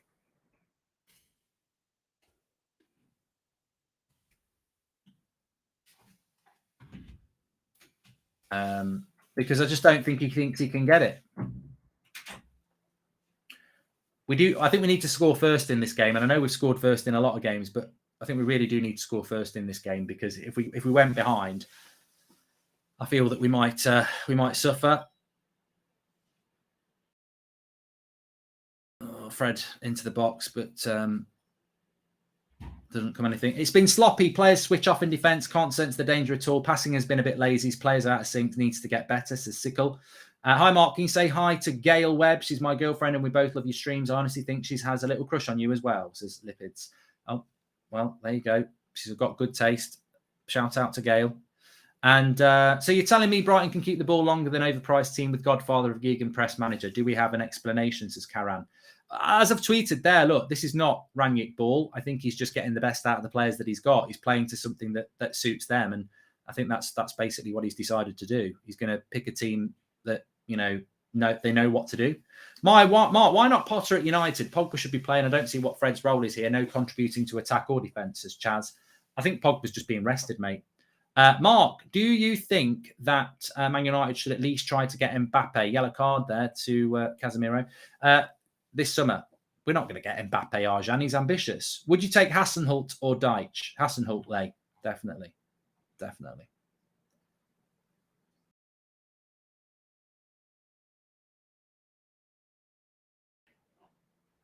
People are saying that Ranić has just shouted 4-2-3-1. And goal kick as Ronaldo tries to slip in Alanga. I tell you what, I always thought that Marcus Rashford was faster than Alanga, but I think Alanga might be. I think there might be. He is a pace merchant, and I don't mean that in a bad way, but he is fast. Well, if Ranić has said 4-2-3-1, which is what some people are saying, it only confirms what I said, that it's a back six, baby. It's a back six, baby. Counter-attack FC. Pace is an attribute. Of course it is, Kevin Bridge. And I think some people take it as a negative, but Ranić definitely likes a bit of pace. He's all about the pace. Ronaldo's been pathetic, says B-Cost. I think Ronaldo's link-up play has been all right. He could have had an assist if Sancho had scored. He's not had any service yet. He ain't faster than Rashford, says Marcus. Mark, I haven't texted for a while, but a genuine question, pal. Where are we going with this team? Do you feel the players are just waiting for the summer? Yes, Stephen Atkinson. I think you're making a great point. I think that this team is just... We're basically in Ollie mode. We're trying to grind out, get top four. That's what we are. It's about the result. We're not building anything in relation to a style of play or anything like that. That's gone out the window. I think he tried to do that in the opening few weeks, and the players couldn't do it. So he's gone back to something that the players are more familiar with, which is counter-attacking in a back six, which can work. We got in the top four last year playing like that. You think Ranić told them to grow into the game, says Ash G? Maybe. Maybe he did say to them, Brighton will probably try and get on the ball, and we've just got to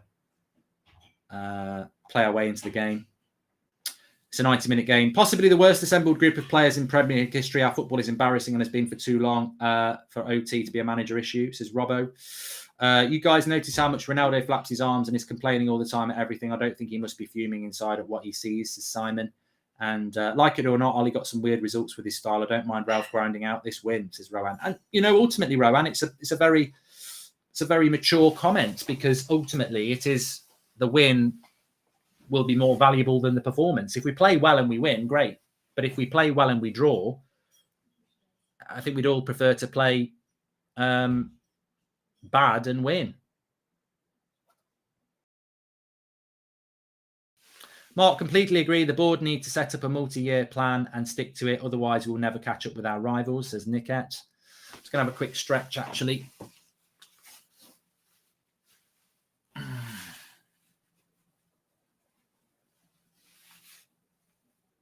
It'd be nice if we could just have a little bit of possession around the edge of their box, you know, just keep the ball a little bit.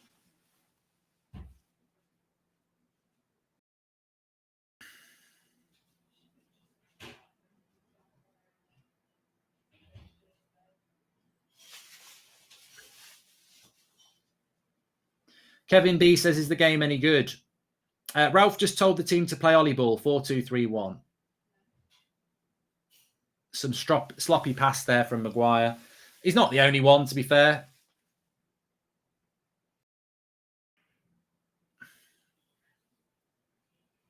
Imagine how many goals Ronaldo would have scored at City. I still think he would have scored loads.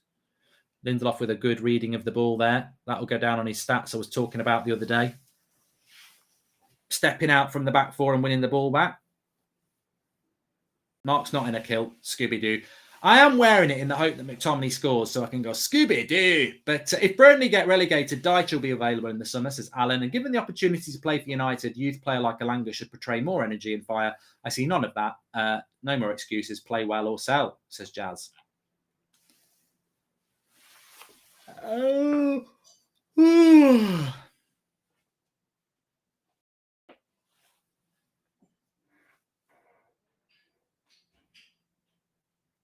Ewan Jones says the club is dying. Hey, half an hour gone, 0-0. Only takes one goal to win and a clean sheet. I could see us getting a clean sheet tonight. I know people will laugh at me, but I could definitely see us getting a result tonight because are all you know, Brighton aren't the most clinical side. Only 4 players out there are United standards, says Shaw Turner. And United's passing has never been worse in 50 years, says Ziggy Johnson. There's no conviction in our passing. There's no confidence in our passing. There's no speed in our passing. There's a lot of, I'm going to write this down, the Ollie traits, I call it. Too many touches. Deep line. Lack of chances. And no game plan. And what I mean by that is we're not moving the ball. We're not playing in triangles. We're switching the ball from side to side. And it's like everybody gets the ball and hasn't got an idea of what they're doing. If you play for Man City, or even actually forget Man City. Man City are 4-0 up. Forget Man City. Brighton know when they get the ball what they're going to do with it. Manchester United don't know what they're going to do with the ball when they get it. They're just like, you know, they're playing off pure sort of moments, really. Mark, what players do you feel are currently suited to play Rangnick ball and what players are holding it back, says Avior.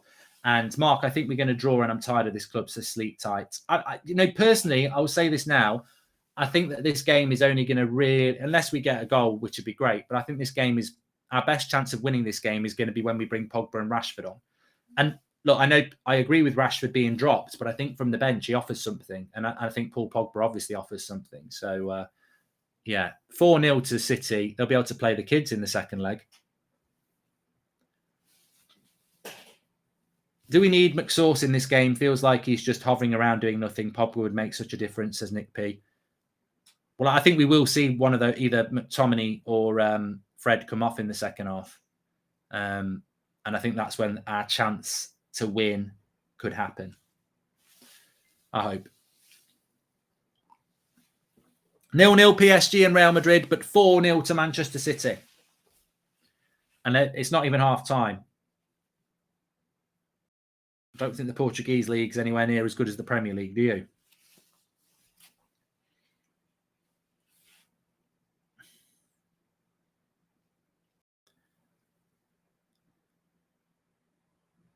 United had a break there, but Fred couldn't find Bruno.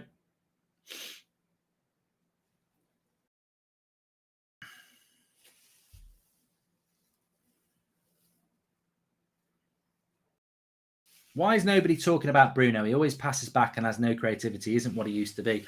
Well, we did speak about Bruno 70. I love it when I give like Maguire a bit of criticism and everyone will go, oh, you don't give Ronaldo any criticism. You won't give Bruno any criticism. I literally said when the team news came out, are we not at the point where actually if you want to play McTominay and Fred, you might be better off dropping Bruno for Pogba? Because, you know, Pogba's in better form than Bruno at the moment. So, I'm fully aware that Bruno's not having the season I would want him to have. Donny had to leave because of these two. It's laughable, says Sean Turner. And Fred is too sporadic. Fred and McTominay are very different players, but they're very similar players. They'll have one big game. It's half-time PSG and Real Madrid. They'll have one big game, and then they will have 5 or 6 bad games. And then they'll have one big game, and they'll have 5 or 6 bad games. And they're very different players, but they're very similar in the way they perform. Our midfield doesn't exist today, including Bruno, says Mattia. Well, it's very interesting what I think it was Rio Ferdinand said, that he'd been speaking to an Everton player. I think he actually represents or works with an Everton player. I forget which it is. It's that one who, when we equalised against us a couple of years ago, I think it was Godfrey, wasn't it? So they basically, in training at Everton, they're over. They can't believe how good Donny van de Beek is. And they basically said things like, United's players must be amazing if Donny van de Beek can't get game time. Do you think the captaincy has affected Maguire? I think it's benefited Maguire, Joby, because I think it's why he starts games. If this is how we struggle now, hate to think of the 4-game stretch in March, Spurs, Liverpool City and Atletico. Similar vibes to the Liverpool City Watford earlier, says Nickette. And Robert Gettin, thank you very much for the super chat. Alanga's getting a bit of stick at the moment. I think Alanga would be better off the left. And as the young player, I think I would have played him off the left. I mean, again, it's another game where Delo's not having a good game because he's not really getting forward. But then again, neither's Luke Shaw. So far, we've made Brighton look like prime Barcelona in possession, says Sagnick. Well, I think anybody who knows anything about football knew this was going to happen. I mean, Ranić admitted it at the weekend that we're not in a position as a footballing side to, press better than everyone else. Recall Donny, says Nick.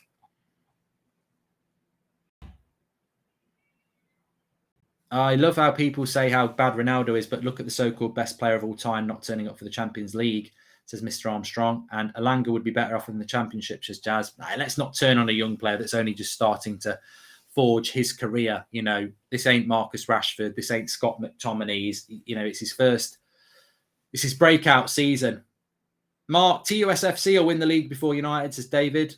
You're probably right. And Mark, I watched the United v Spurs game where we won 5-3. I was actually astounded at the work rate of our midfield, says Greg. Oh, mate, it's depressing to go and watch United of the past because the way they move the ball about, even if you go and watch like the 94 team, I was watching a game the other day with the 94 team with Paul Ince in it. And oh my God, the power from the midfield and the drive from the midfield with Keane and Ince, it's just unbelievable, really.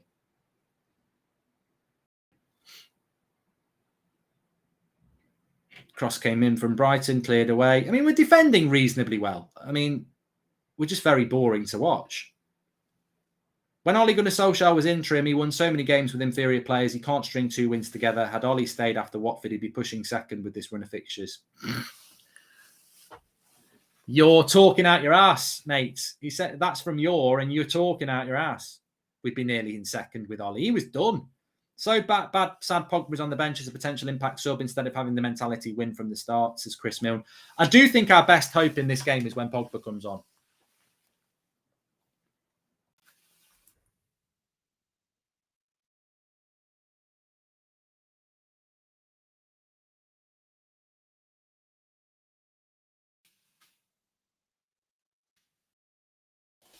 Opinions on why we get Hannibal run out. I think it's perfect for him, says Scott. You might get one today. James Anat, thank you very much for the sticker.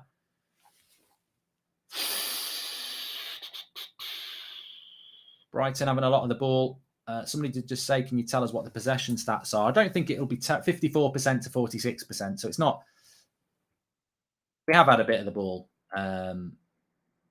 They've had more shots than us, 4-2, and 2 on target to 1. But we have had a corner, and they haven't. Look at Alanga and his movements. He ain't getting any better. We need to stop hyping up players, says Jazz. Looking at Alanga and his move. Okay. And Ronaldo has been lively all match, has been making loads of runs in the boxes, Nick Stevens, but the players are not wanting to pass to him.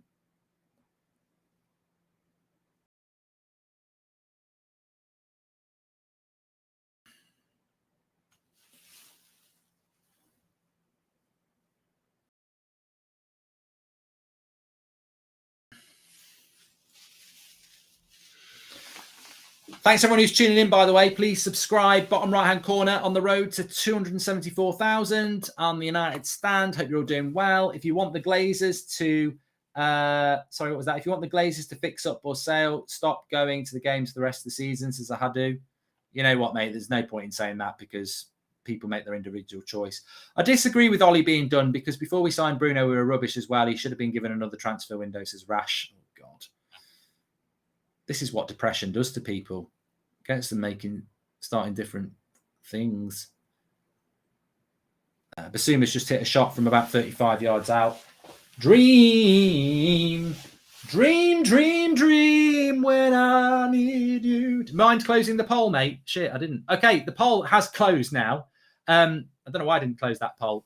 Result tonight, 44% went with the United win, 33% went with a draw, and 23% went with a Brighton win. So still United winning out, but it's pretty close between a United win and a draw.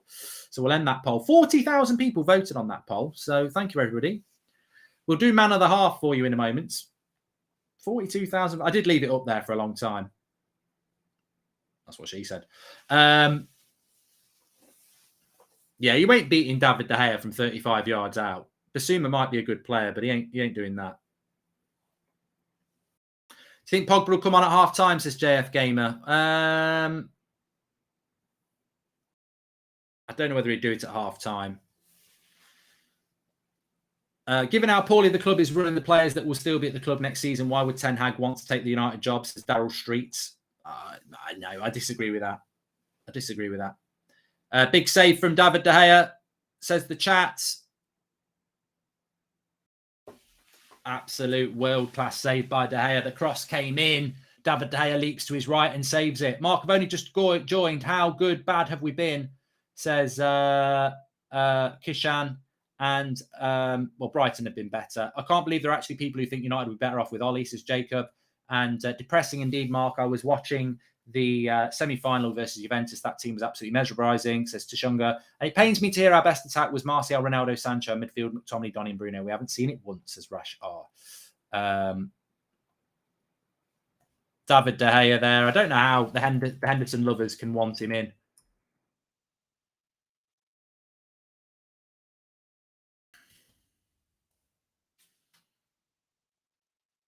It was a worldie by David De Gea.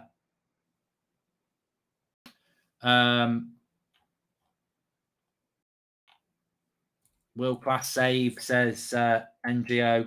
And we need to start new campaign to get rid of the Glazers, and about time we stand up to them. Waste of space, says Daniel Canning. And I think Basuma's just had a shot just wide there. This is terrible to watch. Agree Ollie was done, but now I really see what we're hearing is struggling with favourite and forced to play them, says Ronnie. And I understand the... well, it's interesting that McTominay and Fred have played. Maguire was pulled out of position there. God knows where Luke Shaw was. I understand the frustration with the majority of the players, but what's all the hate on a young prospect in Elanga, says Ashton. 100%.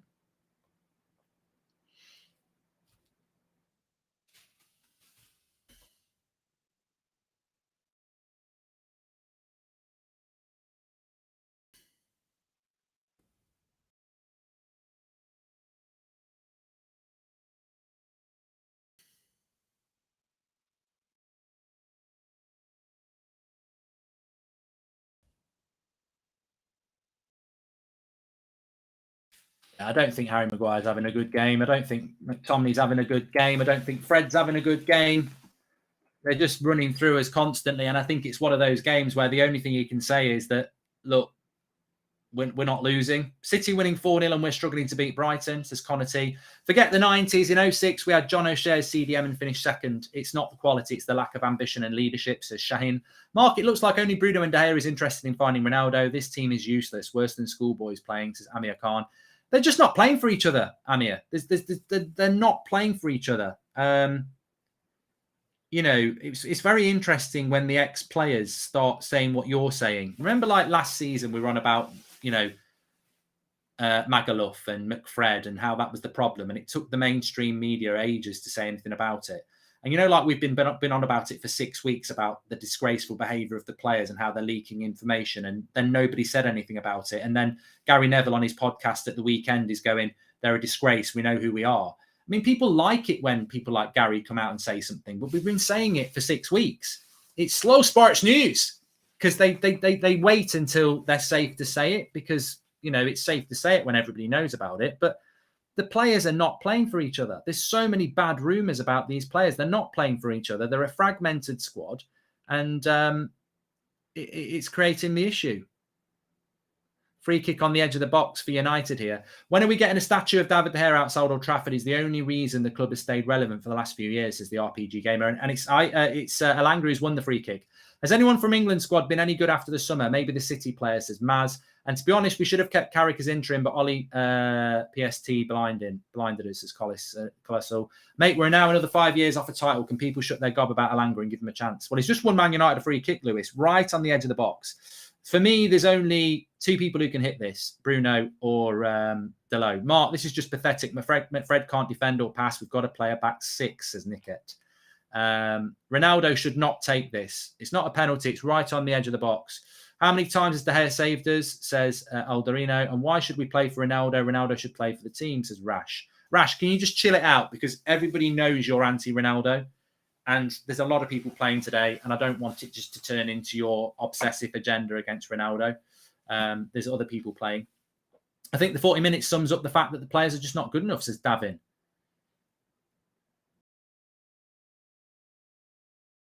Will we see a bit of Sue? Fred might have a look at the free kick. Is David De Gea your favourite Man United goalkeeper, says Ovidal. No.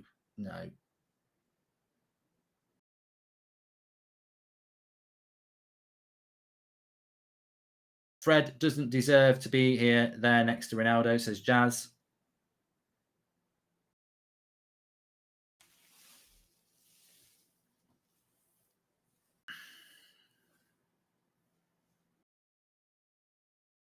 I think I said Bruno free kick on the edge of the box. It should always be. So the free kick's been hit. Ronaldo hit it into the wall for a corner. I think Bruno should be on that free kick. You know, Ronaldo's not got the technique to whip it, curl it. That's a Bruno free kick, or even a Fred. Majority of our players are comfortable losers, says RC. Corner won by Harry Maguire, but absolutely no direction on it, so it's no goal. But at least it's a shot. Do you think the board are regretting yet not signing a CDM? I don't know. They probably don't know what a CDM is. Tomato soup. They probably think it's a tax return or something. Mark, my dad and I watch you for a couple of years now, and this is one of the worst times I can remember, just to gloom over the club. How do you deal with it, says DJ? Well, I deal with it by this. I don't know how people sit and watch a game of football on the TV without interacting with other fans. It would wind me up. At least we do get a community where we can chat. I'd rather we were having more debates about, more positive things, but we have been here before. We were here with Ollie. We were here with Van Gaal at the end. We were here with Mourinho at the end. We were here with Moyes. Let's be honest, Mark. This is piss poor football from United.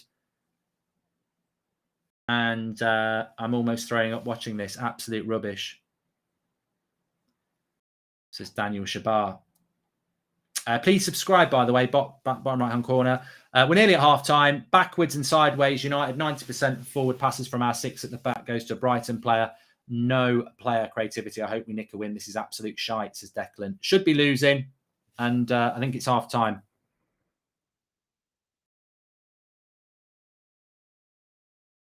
Let's just get the tweet out, and then we'll have a bit of a chat. I mean, the difficulty I've got is it's really difficult for me to say to you who should be the who should be. Apparently some boos at half-time. This is like therapy for Mark. He can vent and we can vent back, says Logan. And we are so bad, says Ali Morgan. I don't know whether there are boos at half-time, but some people said that there were. Players booed off at half-time. Thank God fans realise how piss poor we are, says it's not. And Bazuma destroying our defence and reading McFred like text. No tempo, all possession on our half. Both United and Brighton, total bullshit. Tashi, I suppose the thing I would say straight away is that Brighton are a good side, but Brighton have drawn 12 games this season, and Brighton are in the league table. Brighton are what, 8th, 9th? I don't know. So we're at home. We want to finish in the top 4. We've just been completely embarrassed by Brighton. They've had the 2 best chances of the game. David De Gea has made a world-class save again to keep us in the game. And United have not even created a chance for Ronaldo yet, who is the striker. And it doesn't matter whether it's Ronaldo, Cavani, Rashford, Martial. We've created no chance for our striker again. We're playing deep, counter-attacking football at home. To be honest with you, I think Rangnick has gone, I'm just going to tell these players to play how they've played for the last 3 years. I think that's what he's done. He's basically decided he can't get them to play the way he would like. He's only here till the summer. Leave that to the next manager. Go out there and play the Ollie way. Because that's what we've done in the last couple of games at home to Southampton and Brighton, who are better pressers than us and better passers than us. We've basically played a deep line with counter-attacking football. That's what we did against Southampton. That's what we're doing against Brighton. And Brighton have had the better chances. And the only way we're going to win this game is if by some way we manage to keep a clean sheet and we get a goal, which we're more than capable of doing at Old Trafford. I'd be disgusted if we don't win, if we can't score a goal at Old Trafford. But, you know, I'm never too sure about booing a team off, but they're not good enough. They're just not good enough. If I was a player like Rashford, Bruno, I'd be embarrassing to be part of this generation of Man United. You'd think they'd care, says Jack Edwards. And in fairness, Maguire isn't the worst today. McTominay and Fred getting dominated as per usual, says Amber. Mate, but you know what? You're just polishing a turd. Like, he has been bad. He's the captain of the team and he's been pulled out of position numerous times. He's not the worst, but he's not having a good game. This is the mistake we keep making. Oh, Maguire didn't make a game-drawing mistake, so he must have had a worldie. Like, we have this problem in our fan base where if somebody just has an average game, they've had a world-class game because they've not been shit. And I don't think Maguire's played well. I couldn't tell you who the half-time man of the match is for United because I don't really think there's a standout performance. You know, you're ultimately saying, did they do anything wrong? There's only one man of the match, and it's David De Gea. I can't even do a poll because if it wasn't for De Gea, we'd be losing. Hardly any fouls committed by United as they're nowhere near the ball, says Keith. And I've had more enjoyment watching a horse fart. This is championship play at its best, says Apollo. And Old Trafford is fuming. Call me a hater, but I think Alanga seems very average outside his work rate, says Carramore. And also, do you think Poch or Ten Hag go to another league if we don't finish in the top 6, says Sandy? Look, someone's always going to want the Manchester United job. Please subscribe, by the way, bottom right-hand corner. Remember, we're sponsored by Boohoo Man. I'm wearing some of their clobber. You can get 40% off with an additional 10% off with the code United Stand. Active wear with Boohoo Man. If you're down the gym, if you're going to be playing a bit of five-a-side running, you can get a lot of products, good quality products for a very reasonable price with your 40% off. Use the code United Stand through the link in the video description. Not Pogba, but without him, we have no creativity, says Michael. I mean, Michael, I said it with 20 minutes of the first half gone. I felt that the only way we're going to win this game, it's 0-0 in PSG versus Real Madrid, by the way. And the only way we're going to win this game is when Pogba comes on. I mean, that's my big hope. Attacking the Stretford end with Paul Pogba in the team is basically our best chance, I think. I'm sorry, Delo is shocking. People who say he's better than Wan-Bissaka by a mile are in denial, says Sean Thurton. Every time we get the ball, the players literally look baffled with it. They just don't know who to pass to, says Vishal. No point in even mentioning individuals. We're getting washed in every phase of the game, says PMV Patrick. Compared to the past, what worries me is that I don't even know how to pinpoint what is going wrong, says Jack Edwards. And come on, Mark, stop being harsh on Maguire. We ain't playing Albania, says Jagan. And when was the last time we saw Ronaldo getting a clear chance like Basuma to shoot? Yeah, this is the thing, but we're not creating chances. Ronaldo is fuming every game. How Fred actually plays professional football, especially for United, just echoes how poor this team is, says Egg. And Mark, you can polish a turd, but you can roll it around in glitter and slap the captaincy on it, says Jacob. And if this was our best half, I'm really scared for what will happen in the second half. United forever, says Ronnie. And what is Rangnick doing on the training field? This is worse than Ollie, says Aram. You just about stayed awake during that. Booze woke me up, says Ramsey. And Ronaldo made so many forward runs. Nobody in the midfield noticed that. No delivery inside the opponent's box, says Mondale. And McTominay must be doing something mad to keep his spot in the team. He's such a dead player, says Aidan G. Well, the thing I would say is this. I think the most important thing I would say is this, is that if that was against City, we could be 6-0 down. Or they'd be 2-0 or 3-0 up and they'd just go into cruise control like they did at Old Trafford. If that was Liverpool at Anfield next month, they will batter us. a really good team is going to kick our ass. Like, because we're playing like this every week, we're going to get hammered. And, you know, a manager is not going to change that, really, because you can put it on the manager, but what do you want him to do? He ain't Harry Potter. He's not going to get his bloody... He's not Graham Potter. He's not going to get a wand out and turn those players. I keep saying this because this is what I feel. We're just not good enough. McTominay and Fred get bossed by every midfield in the Premier League virtually. The only time they play well is Leeds. Like, Bruno's disappeared. Ronaldo gets no service. Sancho's been quiet. The back four are terrified and just stand close to each other saying, help each other, help each other. You know, what's going to work? Teamwork. You know, it's like, it's a shambles. And this is why I say over the next 18 months, we're screwed. Because we're not in a bad run of form because we're not good. We're in a bad run of form because we're no good. Like, this is not a dip. This is not a few players weirdly playing out of form at the same time. We're not good enough. The players are just not good enough. And this ain't going to get any better. And that's why I said that our only chance of winning this game is when Pogba comes on. But that's individual. That Pogba comes on and the game changes because that's relying on an individual. This is so similar to Ollie. Everybody gets the ball and they're taking too many touches. We're playing a deep line. We're playing counter-attacking football. And we're basically relying on the brilliance of De Gea and a brilliant moment from somebody else to score a goal. Whether it's Bruno, Ronaldo, Sancho, Pogba, Rashford, maybe off the bench. We're relying on a moment and then a clean sheet. And this is exactly what we were doing a year ago. And...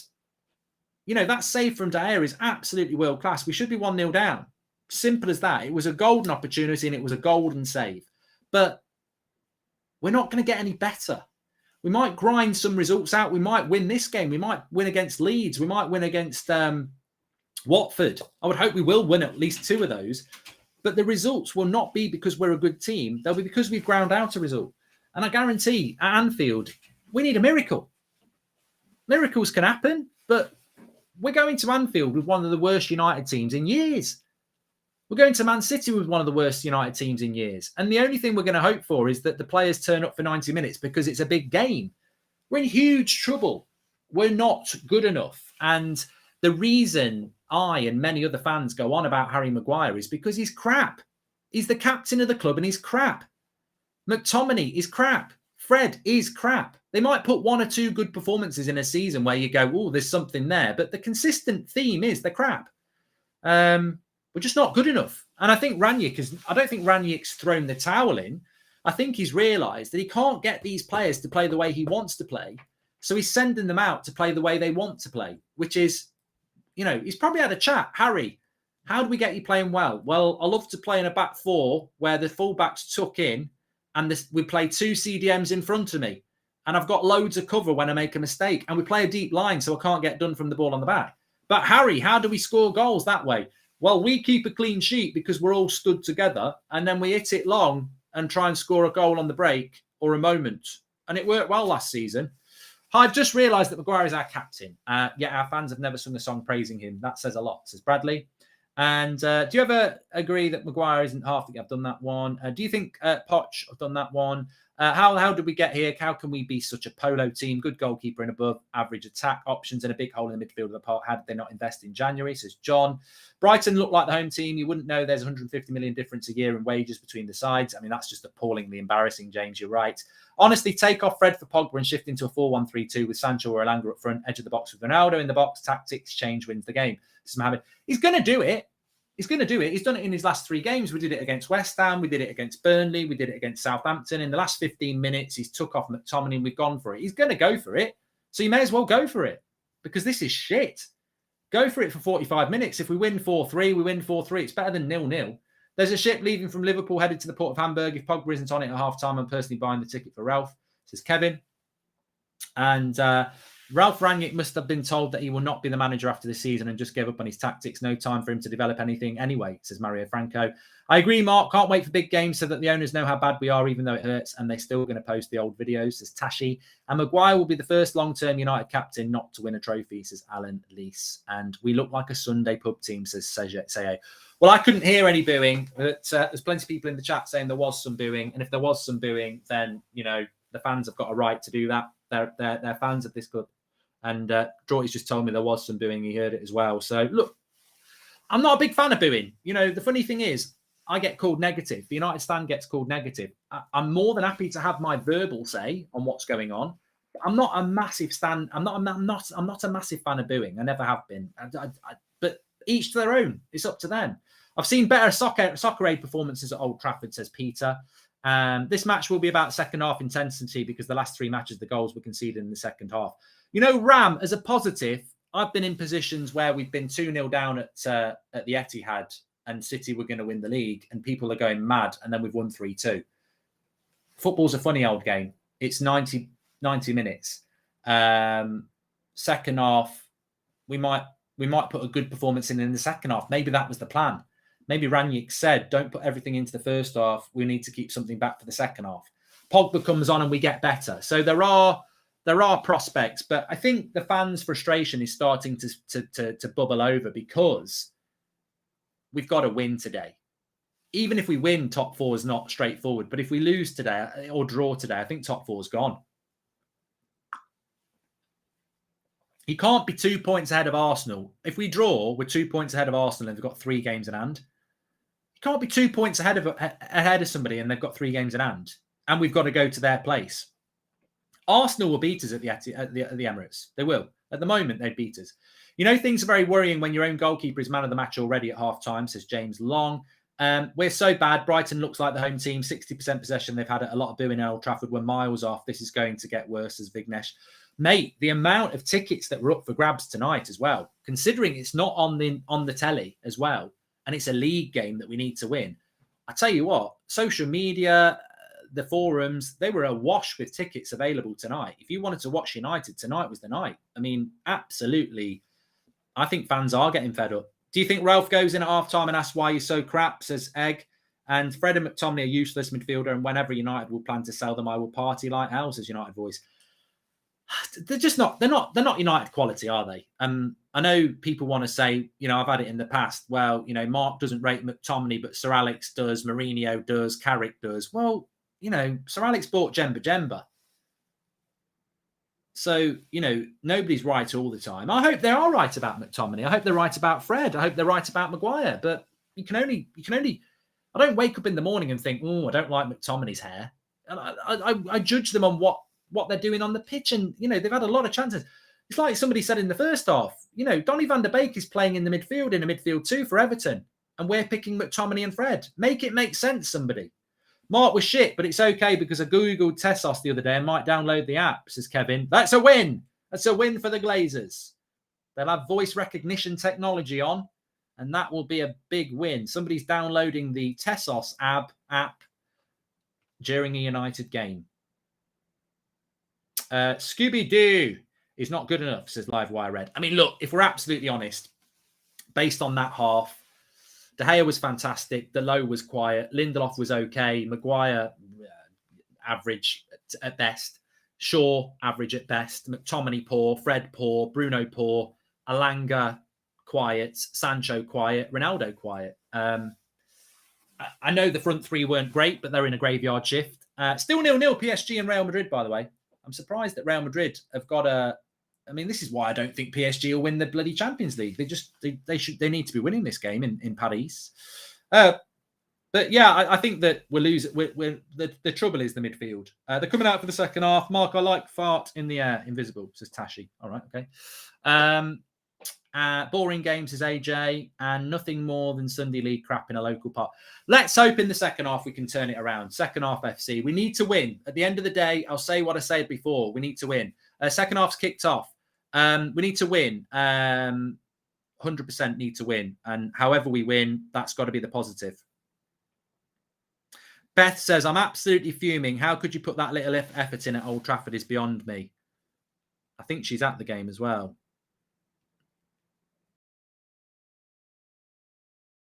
Well, there's got to be a response. When you've been booed off at half-time, there's got to be a response.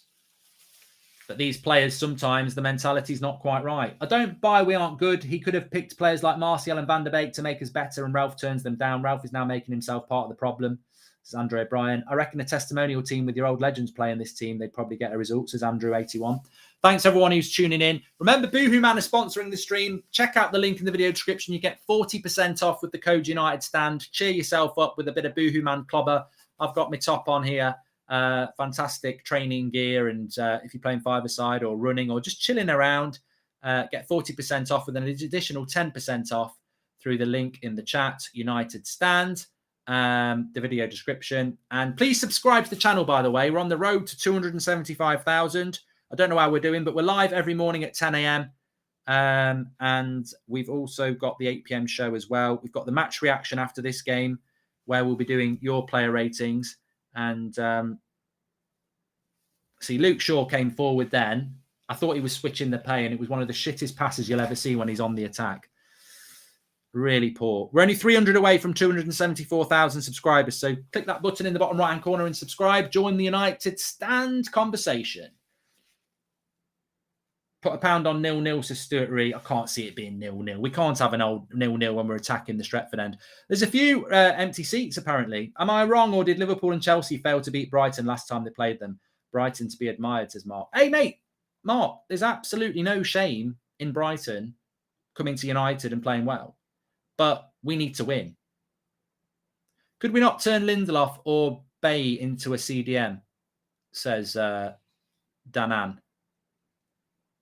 And I've been watching the team I've supported and loved all my life become rotten from the inside out. I'm exhausted, says Matty Ross. From top to bottom, that club is rotten. That should be the chant, because it sort of rhymes. From top to bottom, that club is rotten. There you go. 5-0 to City as well. United are dross because Wash and Go aren't supporting them, says Lord Raffux. Lindelof with a good intersection. I've been watching it, okay. And why are we not giving more academy lads a chance? It doesn't make sense to have a bench full of players who will go in the summer anyway, says Ben. Maybe they're not ready, mate.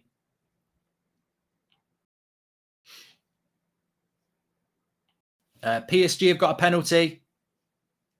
It is a penalty as well on Mbappe. Carvajal on Mbappe. Takes him out. Drinking game, Mark. Every time Fred or McTominay play a sideways pass, take a shot. Oh, my God, Clout. You'd be in hospital with alcoholic poisoning within 5 minutes.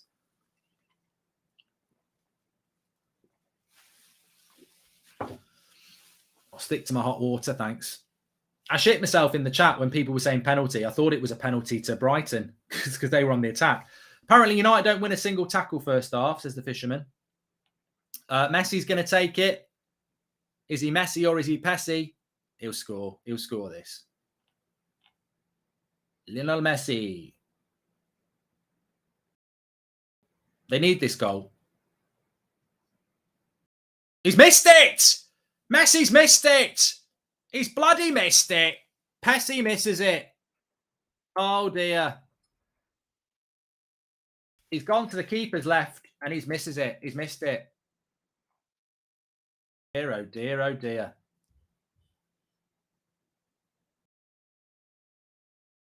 What's happened to Ronaldo and Messi? They're in sync, aren't they? Ronaldo and Messi are in sync. It's like when one's playing well, it inspires the other. And when one's playing crap, it inspires the other. Written in the stars, Messi misses it. So United win the ball in the midfield there, and then they give it away straight away. It's constant. Absolutely constant. Get Pogba on. You've got your best chance of winning the game. It was a good save by Courtois, to be fair. Low down to his left. But Lindelof stepping out from the back again. He's been good at that. That's why I like Lindelof. He steps out from the back really well. But Brighton are just quicker to the ball all the time. There's Ronaldo. Oh, Sue! What a goal! Never doubt him. Messi misses the penalty and Ronaldo scores out of absolutely nothing. That is, to all you Ronaldo haters, that is what class is. Individual brilliance. Runs at the back four, smashes it in the goal. Out of nothing, the real GOAT scores. That's what it's all about. Manchester United 1-0 up. Ronaldo haters in the bin. The GOATs don't lie down for anybody. The GOAT is back. Out of nothing, out of absolutely nothing. Just pure individualism. It's it early. Quality. Just a quality finish from Ronaldo out of absolutely nothing. And you know what, though? You know what? Sue! God, I hope Morpay doesn't win it at the end, says RC. Well, look, Manchester United are winning out of nothing. It literally is Ollie. Welcome back to Ollie ball. David De Gea saving it at one hand. And just pure moments. Just a pure moment goal. The sort of goal that Brighton can't score. You know, it's just pure and utter brilliance from Ronaldo that gets United in front. And it's the same old story with Manchester United. You know, return to Moments FC.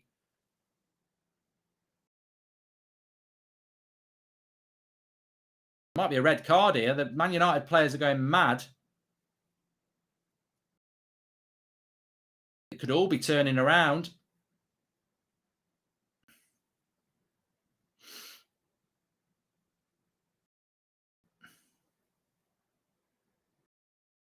I don't think it will be a red card because I think the player might have got back across.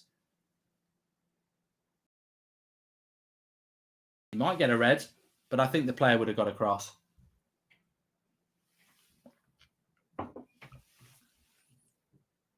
I presume it will get reviewed by VAR.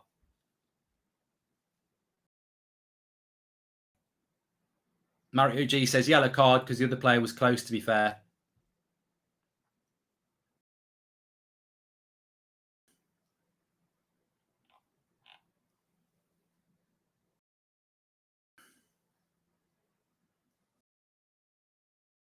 I think United players might be ending up getting a book.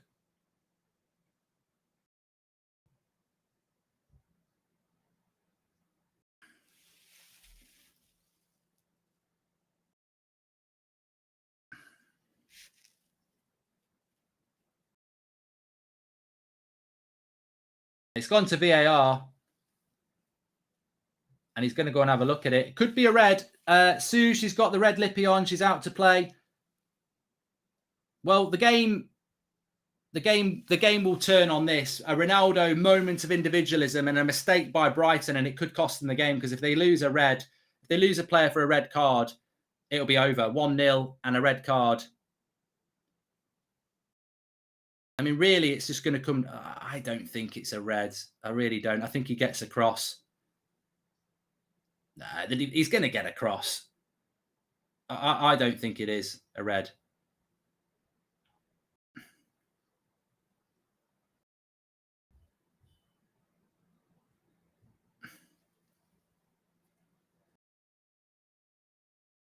He's given a red. It's a red card.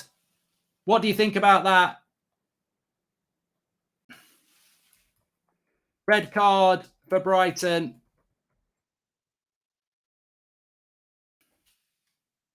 Dunks off. Game over.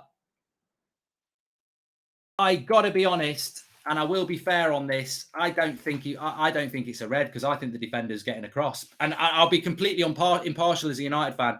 I don't think it's a red. I think he's getting across. It's really difficult to tell with the pace. No, you can't. It's difficult. Basically, Alanga's took the ball off Dunk and he's running clean through on goal. But there is a defender there, and it's really difficult to tell. He seems to get across really quick, but obviously Alanga wouldn't have had been. Yeah, it's difficult to tell. Difficult to tell. Gunsy says, I don't think he would have got across. Bruno's moaning pissed me off, says Anne. Fresh says it's a red all day. Mark, that's a joke. No chance the defender ever gets there, says Bain. Well, there you go. It's all about opinion. A lot of people saying that it was the right decision. At least it's checked. At least they've checked it on VAR. Lewis Dunk is Maguire in disguise, says Druv. And red card for sure, says Michael. I'll bow down to the chat, who've probably seen it a lot more.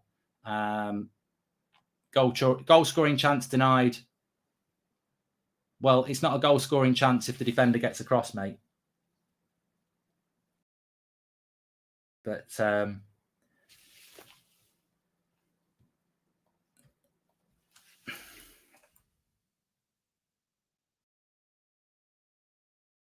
they've not done anything with the free kick.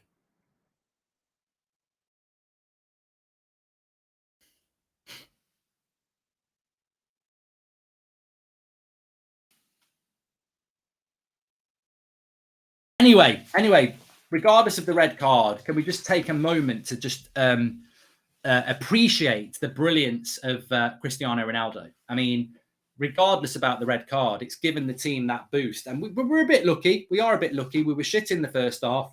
We've had a double dose of luck. And this is why football is so unpredictable, because we've had a double dose of luck. We were crap in the first half. Ronaldo scored a goal out of nothing. Absolutely sensational goal out of nothing. And we've had a bit of luck with the red card, because ultimately Dunk does a Maguire and makes a mistake, and then he's out of position. So, you know, we've got to say that we have been a bit lucky, and we've also been blessed by Cristiano Ronaldo. To be fair, we've had some bad ref decisions against us. It was only a matter of time we got something in our favour, and we needed it. We needed it, Red Harlow, I agree. I think we've needed a bit of luck, but no taking away this performance, says Sam. And to be, look, you know, Lewis Dunk is Maguire in disguise, says Druv. Yeah, there'll be a lot of people saying that's never a red, but in fairness, the referee has been told to go and have a look at it. So a number of people have had a look at it and decided that it is. And J Drum says, Mark, it's a red, you praised this. Mate, all I'm doing is saying that I can see why people would say it's dodgy. But I also am over the moon as a United fan that it is a red. I suppose it's because it's not 2-0, it's 1-0. I suppose it's because we played so bad as well. I can't believe that we're going to win this game, but it's 2-0. It's not 2-0. PSG going down every chance they get now, like vintage Barcelona. Old Trafford is buzzing, says Stuart Walker.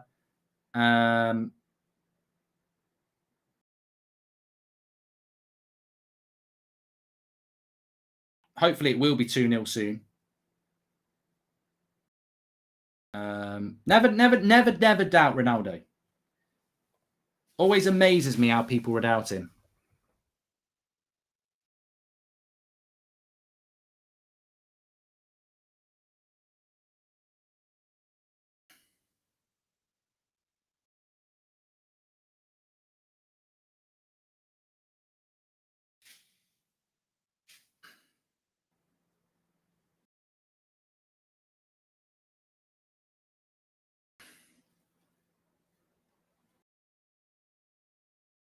I think Lamptey's going to come on. McTominay's down injured at the moment. I don't know what's going on. Be a bit. I mean, look, is it a bit? It is a problem if McTominay gets injured. I don't care how many people want to joke. It is a problem if McTominay gets injured because we haven't got any midfield. I don't think he's played particularly well today, but we haven't really got any midfielders. But I've always said it about McTominay as well. He's a bit injury prone. He does tend to pick up an injury every couple of months. Please subscribe, by the way, bottom right-hand corner. It's still, we've got PSG Real Madrid on. Brighton are going to make a couple of subs here.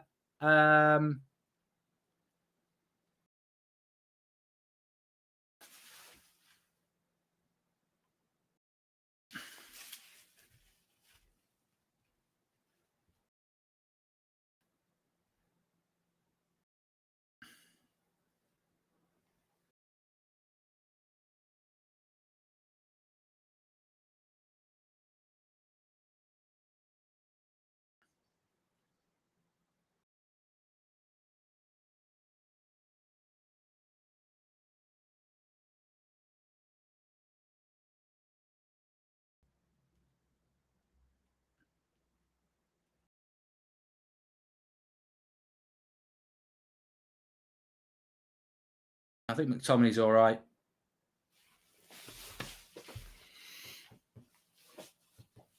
Looks like he's all right.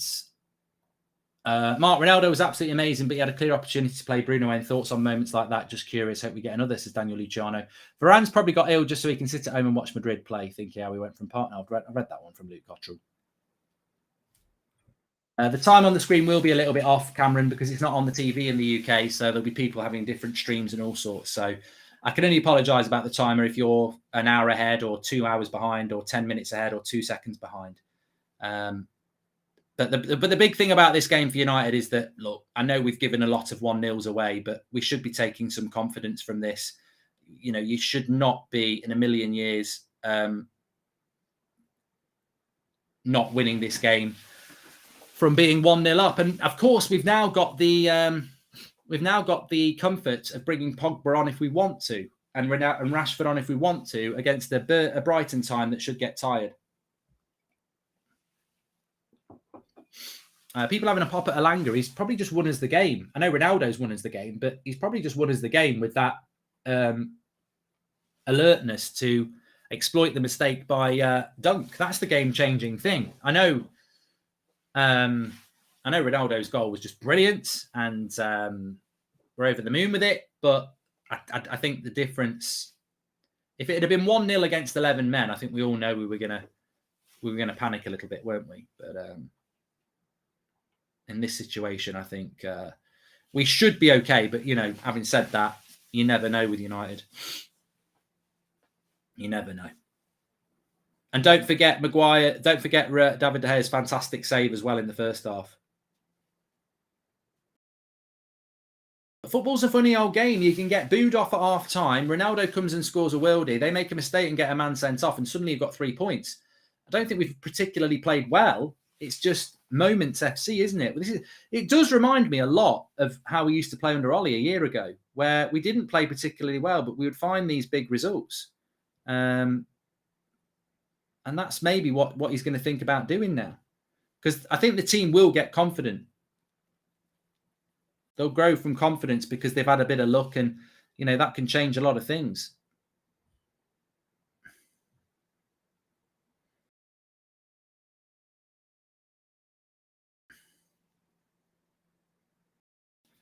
Tommy shoots over the bar. Thoughts on the City set game, says Will. Well, Man City are just on a different level. Poor first half, come out strong the second half, says Eric. Mate, the most important thing is to win the game. And I think as United fans, that's all we ever want to win. But I'm telling you now, even if we win this game, we win on Sunday and we beat Watford, we might get top 4. I still think we're screwed next season. I've seen enough of these players to know what they're capable of, and they're just not good enough. We're not going to lose every game and get relegated. That's impossible. But we're never going to fight for a title with this team.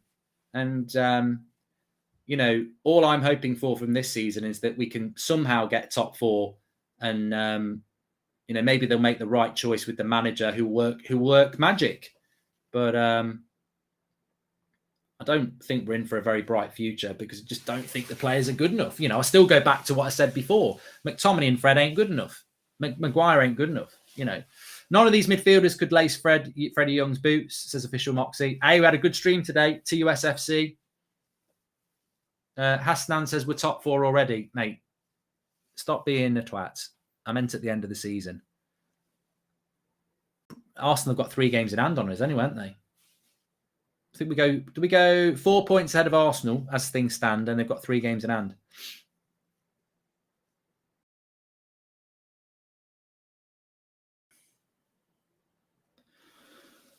Still 0-0, PSG against Roma. That'd be a really good result for Real Madrid. PSG have dominated them, but they haven't got the goal. No away goals in Champions League football. Obviously, Man United will be in Champions League action next week. That'll be an interesting game because Atletico Madrid haven't been that good.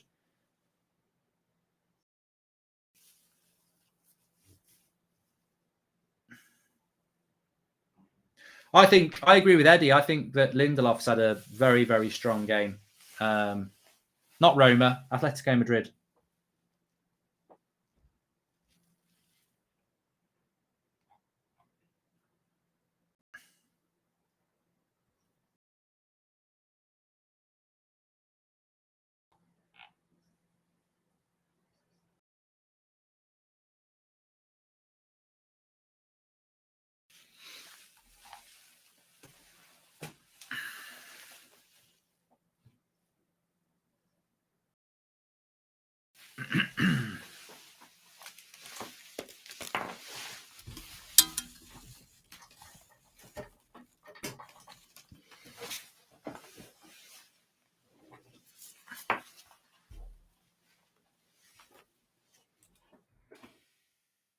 What a save from Sanchez. What a save. Not De Gea for a change.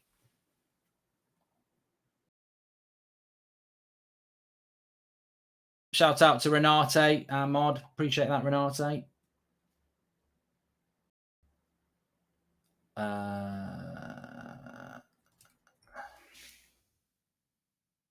Get the second goal, get this game won. Basically, 65 minutes. It's gone quick this second half, hasn't it? I mean, I suppose there'll be a few minutes added on. Where are the subs? Says Itachi. Well, I suppose in relation to the subs, he might be thinking, do I need Paul Pogba on the pitch when we've got 3 points in the bag?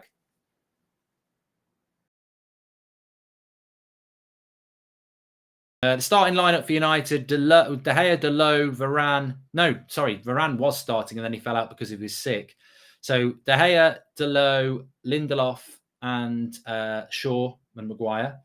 McTominay and Fred, Bruno ahead of them, and then Elanga, Sancho, and Ronaldo. I think we will see Rashford on at some point. What's Ralph waiting for? Elanga and Scott off now, says David Easy. Levin, eat that smoke for Ronaldo. Slander, don't ever doubt that goat, says Ezio. I've never heard Levin slate Ronaldo, to be fair. And I've heard a lot of people slate Ronaldo. Finally, we get to see Sancho versus Lamptey, says Amanchu. Well, I suppose this is one way of solving the 1-0 up problem, is to get someone sent off.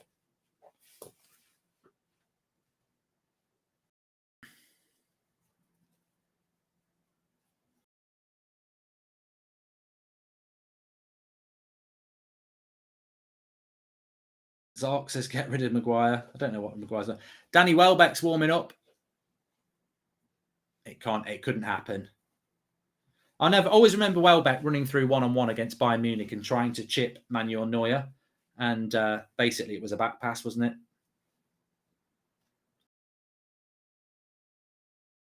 Brighton do draw a lot, but they might struggle with 10 men.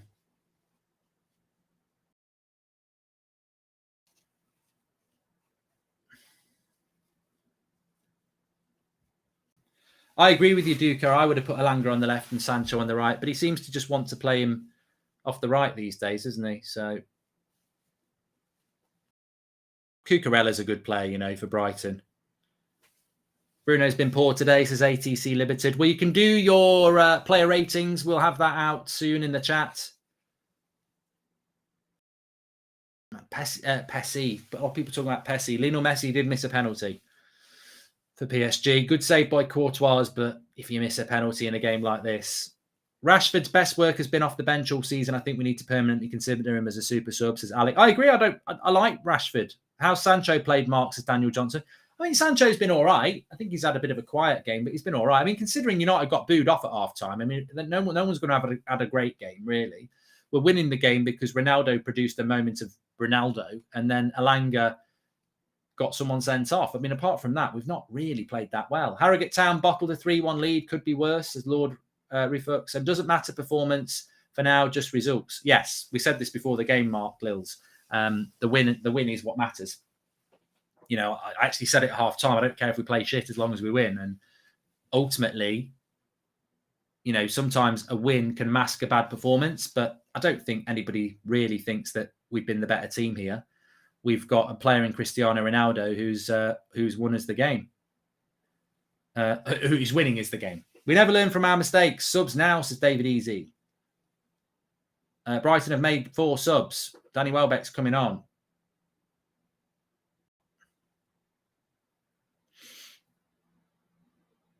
Get Donny on, says Steve Lott. He might make a defensive sub. Sorry, Eva. We played like we are 1 man down, says Eunice. Basuma would be a worldy transfer, says Jazib. I still think PSG might beat Real Madrid in the second leg in Madrid, but this would be a very good result for them.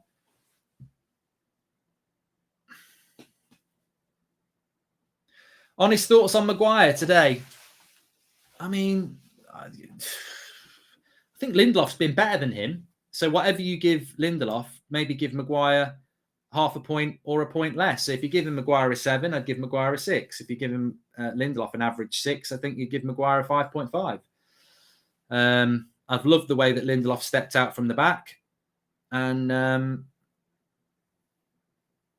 yeah, I do like Lindelof. And, you know, Lindelof can clearly play with Varane because he can play with bloody Maguire. And Varane's better than Maguire. So I've liked Lindelof's performance.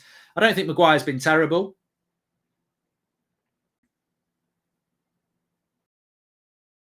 Oh, my Christ. How has Bruno missed that?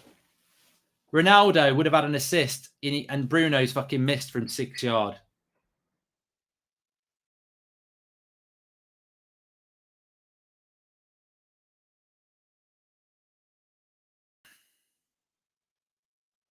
I mean, realistically, I just don't know. So another defensive error by Brighton. Luke Shaw's been booked. And another defensive error by Brighton. I think their keeper kicks it out to Ronaldo. He could go all the way himself. He passes it into Bruno. And somehow Bruno, basically from the penalty spot, misses. Unbelievable. Hopefully that's not going to bite us in the arse, because that should have been 2-0, really.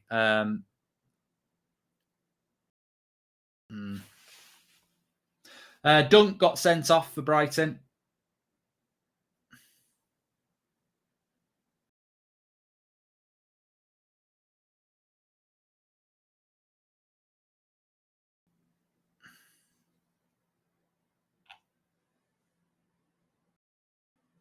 He's got to score that, exactly. If Ralph wins Champions League, does he stay on? If Ralph Rangnick wins the Champions League with this team, he gets a statue, mate. The Queen would have to knight him, whether he wants it or not. It would be miraculous. I mean, bloody, have you seen who's in the Champions League? Pogba's coming on. Wow, we are playing 10 men and still so sloppy. Where are the changes? Shocking, my guy. Bruno, says Amir. We don't talk about Bruno. So Pogba's going to come on. And I think Fred's going to come off.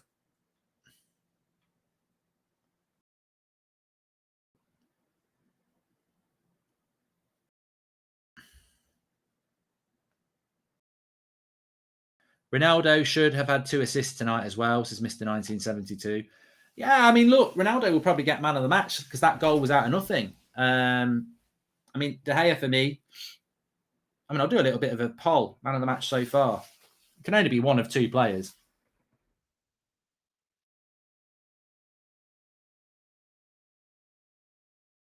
Really, you've got to decide on whether De Gea's saves in the first half that keep it 0-0 or Ronaldo's moment that make it 1-0. There's a valid point in both. 1v1 in a cage, Ollie versus Ralph, who would win? Ollie, Jumbo, because he used to play football.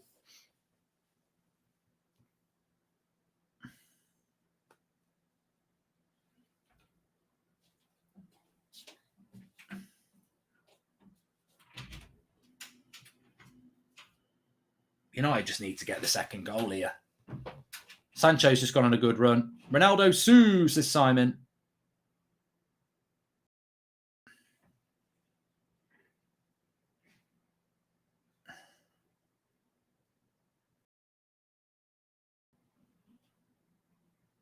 Loving the live polls, says Anne. Yeah, we're using them a lot now. They're good.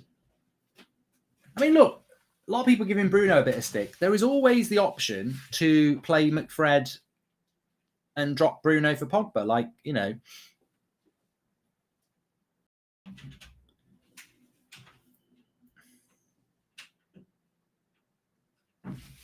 That option's always there. We need to score from a corner, though. That's got to happen at some point.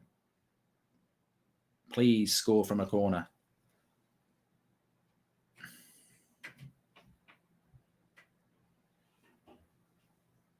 The chances are stacking up now. Another cross came in and Ronaldo just headed it wide. It wasn't a corner.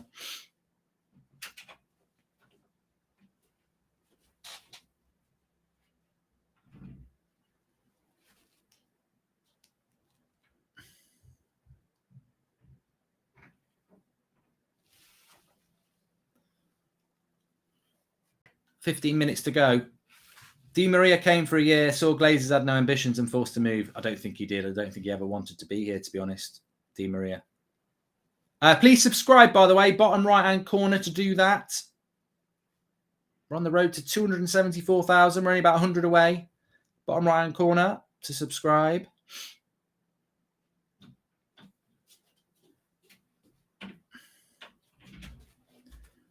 Really, at the minimum, we should be getting this game won by 1-0.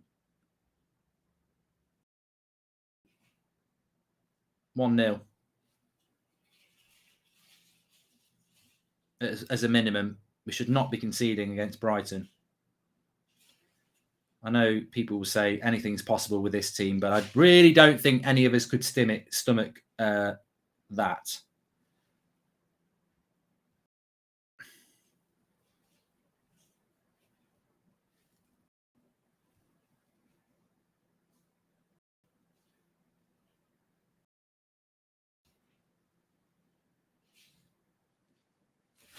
On his day, it would have been a hat-trick for Sue, says John Parashithan. Thank you very much. When McTominay has one good game in 10, you dismiss it. But when Ronaldo's at his world class, says Rash. Yeah, it might be something to do with the amount of Ballon d'Ors, World Cups. No, he's not won the World Cup, actually. The Euros, the Premier League titles, the Champions Leagues. Don't ever come on this Super Chat forum again and compare Cristiano Ronaldo to Scott McTominay. You complete and utter tool. What are you doing with your life? What are you doing? Are you a comedian? Are you Michael McIntyre in disguise? Some things just aren't funny.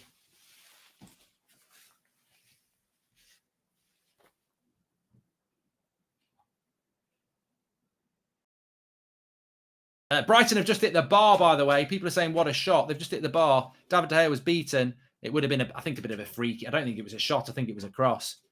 But that will panic United a little bit. Got to be a little bit careful here. Still can't control the game with 10 men. I don't know why anybody thought that was possible. I mean, ultimately, it's Ollie ball, isn't it? It's Ollie ball. Deep defensive line and a moment. I'm not going to hear anything different. So we've got player ratings, which you can vote for. Links in the video description. I just need to put it in there for you. The player ratings is up on the website, unitedstand.com. Mark every player out of 10, 6 being the average. I'm just whacking it in now. Okay. It's in the second paragraph. The first link is Boohoo Man. We're sponsored by Boohoo Man on the show. You can get 40% off with the code United Stand. I'm wearing some of their clobber here. Thanks very much to Boohoo Man. And you can get an additional 10% off when you use the 40% as well. So get yourself some clobber and get a really good discount. Thanks, everybody, for that. But ultimately, football is a game where a red card can happen. And that red card in this game has been very, very, very, very good for Manchester United. That's how we hold on to 1-0 leads from now on. We go and get somebody sent off. Double substitution from United. Rashford and Tellez are coming on for the last 12 minutes. Well, probably 15 minutes because I think the referee took a bit of time. We're just going to end the poll here. 57% so far are saying that Ronaldo's man of the match to 43% De Gea so far. Obviously, a lot can change. I think Basuma has probably been man of the match. 10-man Brighton. United are doomed in March, says David Easy. Have a stretch, Mark, says Zidane. Thank you very much. I think Rashford's come on for Sancho, which is interesting. No, Tellez has come on for Sancho. Rashford's come on for Elanga. There you go. McTominay is our best midfielder, says Thomas. Yeah, that's why our midfield's shit, mate.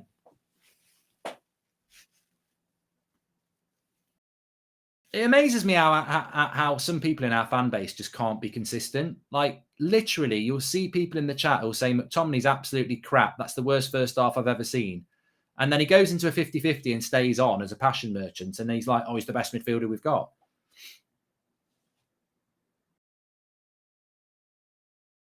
Maguire's issue is with erect. I'm not reading that out. That's rude.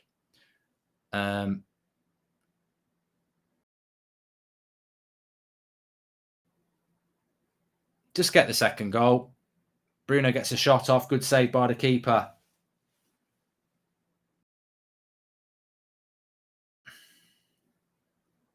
I think McTominay's had a better second half, and I think the reason he's had a better second half is because Brighton have had 10 men, so he's able to push forward more, isn't he? But we all know he's a better player when he can push forward. It's no secret. Right, Tellez is on the corner here. We might score one. No. Dreams can come true, but not there.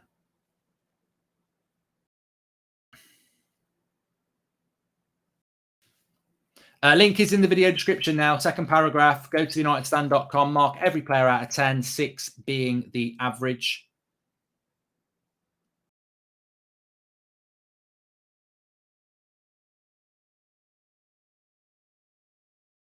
And PSG have scored late on. 3 minutes. 3 minutes of added time, and they've done it. The goal they needed, they've got.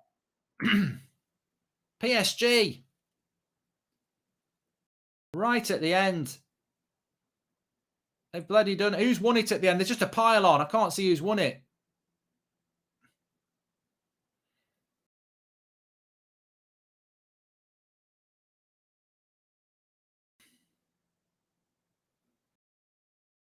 Waiting to see here.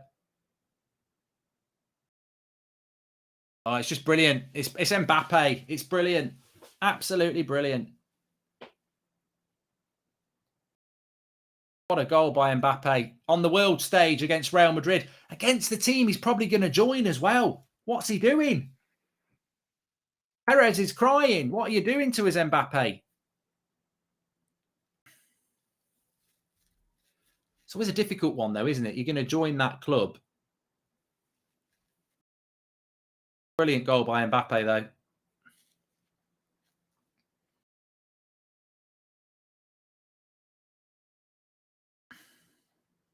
It's his future team. But then again, he's playing for the now, isn't he? He's got to play for his now. Can't knock it. But right at the end as well. I think the referee's ready to blow here.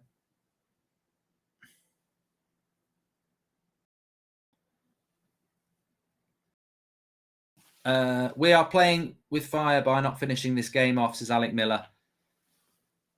Brighton don't score many goals with 11 men.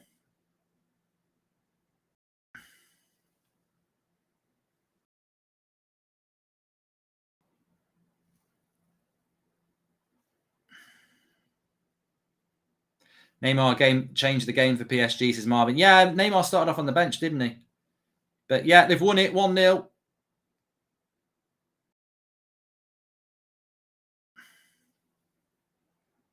BH says Brighton are having a crap season. They've drawn too many games, mate. I don't feel sorry for Brighton. We needed to win this game, and it makes you think about the Burnley game and the Southampton game, and if we just found a way of winning that. I mean, in many ways, football's a funny old game, isn't it? You know, worst performance, best result, you know.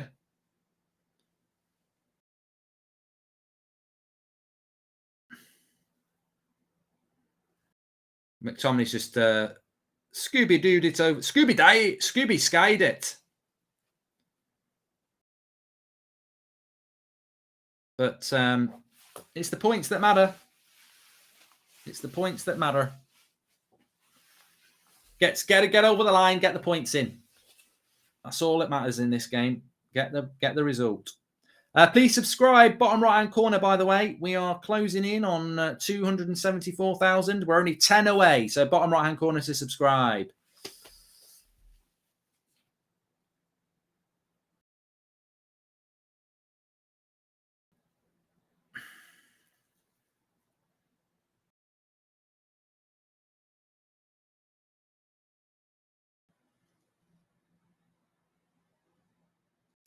Good play by United from their own half there, and it's ended up with a yellow card for Brighton. Using the ball, moving the ball quickly there. That was, you know, it's probably their best passage of play in 3 months. Nice little play between Pogba, McTominay, and Rashford and Bruno, and just, you know, first touch football. That's what it's all about. Oh, there's some sad twats in the chat, isn't there? Really. It's like screaming, please notice me, notice me. Jack Walker, thank you very much for the chat. Do you think about possibly using Lingard or Shoretire on the wings as either? I'm not sure Shoretire is ready, and I don't think they really want to. I don't think they really want to use Lingard, do they? I think Lingard's there if all else fails, really. I know there's doubts about Poch, but PSG have absolutely played Madrid off the park tonight. Good advert for attacking football, says Daniel Sharber. I think PSG would be favourites to beat Real Madrid, though, don't you? And I know people want La Liga to get back on top, but I don't think it is back on top yet.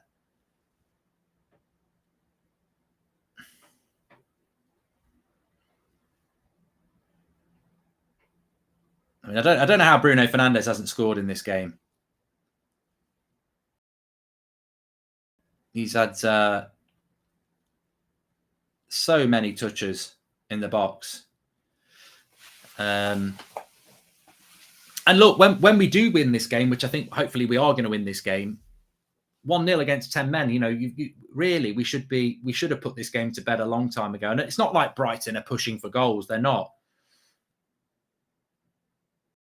But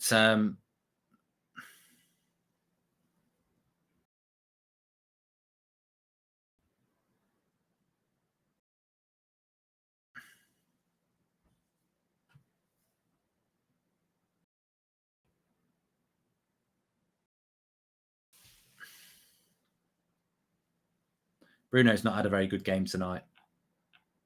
But as I said, are we going to pretend that United have had a good game tonight? I don't think United have had a good game tonight. I think that De Gea's made a world-class save, Ronaldo scored a world-class goal, and Dunk's made a world-class prat of himself, and we've won 1-0. Like, you know, it's as simple as that. I don't think it's been a very good United performance. I think we've just got the job done. And got 3 very, very big points. I mean, possession-wise, it's 50-50. And we've been playing with 10 men. We've been playing 11 against 10 for 40 minutes.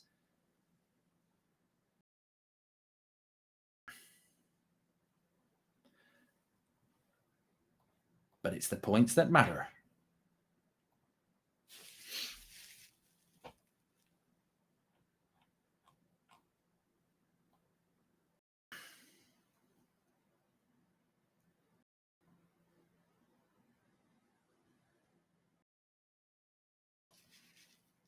Oh, go on, McTominay. Do a little bit of a push so everyone likes you. Passion merchant.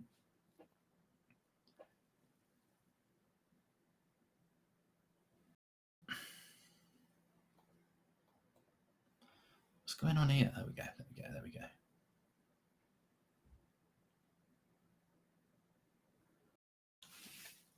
We need to score more goals. We do.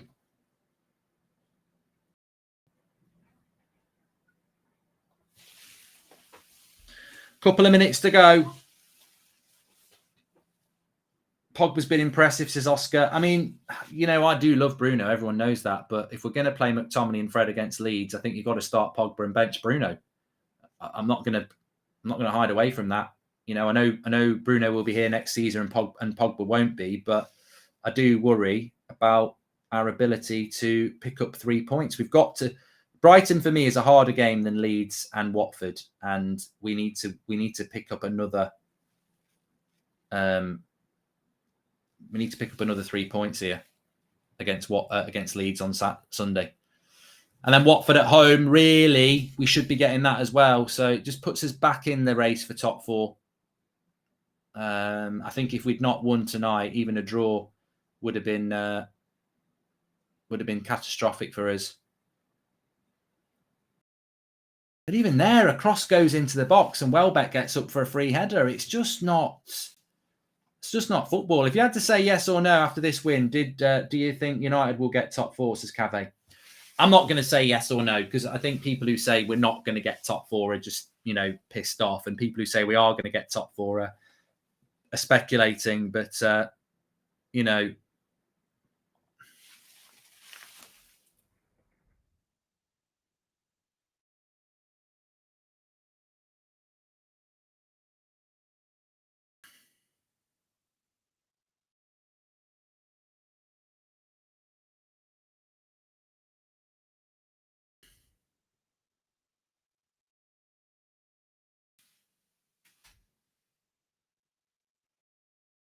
Well, I think I've put it well on Twitter. I've said we've been so crap tonight. Thank God for De Gea and Ronaldo. Moments FC has arisen.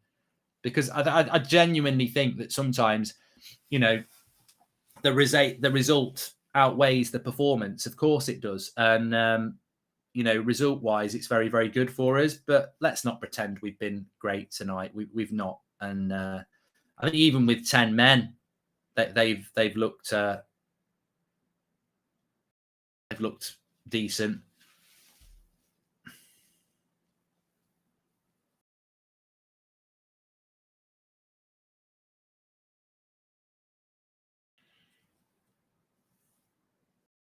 Six minutes of added time.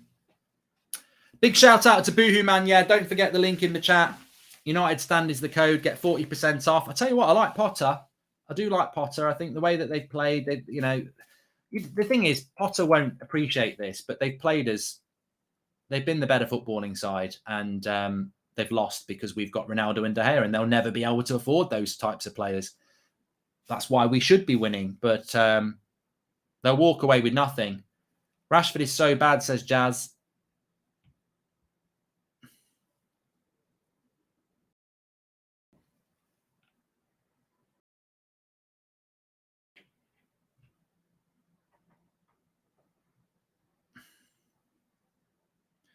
Minnie Bake says, "Come on, Brighton." Mark, why don't you like McTominay? Says Thomas. I don't know the guy. I don't know why people have to make it so about person. It's about ability. I just don't think he's that good. I don't think Maguire's that good. You know, I don't think Rashford's particularly good at the moment, but he's one of my favourite players. So I'll always be honest. I don't think Bruno's very good. So it's not. Let's not make it about one player. I think McTominay is worse than Rashford and Bruno. I think they've got actual talent. But on tonight's performance, he's probably had a little bit of a better game. We need to start playing Ranić ball first half like the first few matches, says Nickett.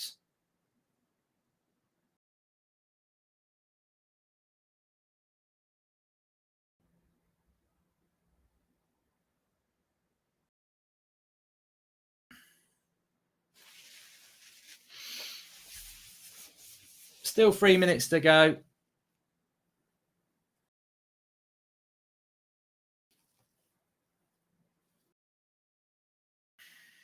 David says, how are we giving them so much of the ball? Mark, would you take Potter at United, says Ruben? I don't think I would. I don't think I would, no.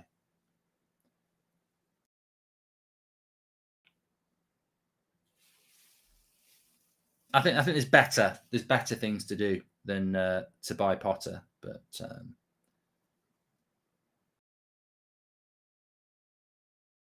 Rashford hype train will be derailed after some weeks, says Jazz. Look, you know, we need these players to start performing better, don't we? And I think that with Rashford, I do think off the bench he offers something.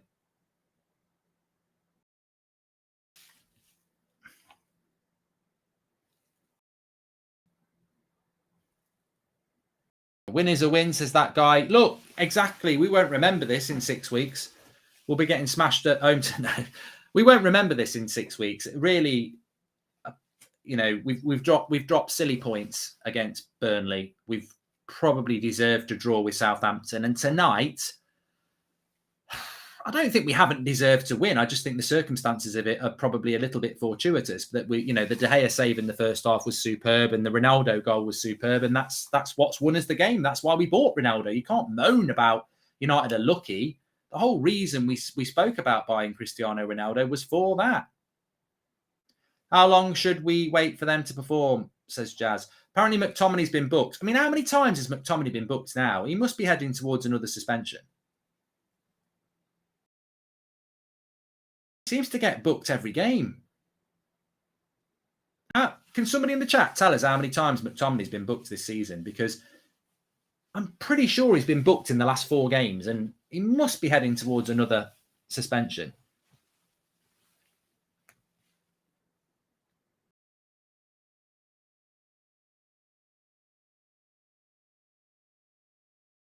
I think it's 8. Yeah, he's all right. He's got another couple to go then. Or 7 or 8. Well, United are parking the bus here, and so they might. Just get the bloody points and move on. And Leeds at the weekend, which we normally do quite well against Leeds. So we've struggled against Brighton all night, mate. I don't think any United fan's going to defend this performance. We're just going to take the 3 points and run. If you're an Arsenal fan or a Spurs fan laughing at us for, struggling against Brighton, then, unfortunately, you're not going to get much out of us for it, really. And we've got a lucky break on here. And I think Bruno finally is going to score. And he makes it 2-0 right at the end. Bruno Fernandes. Bruno at last.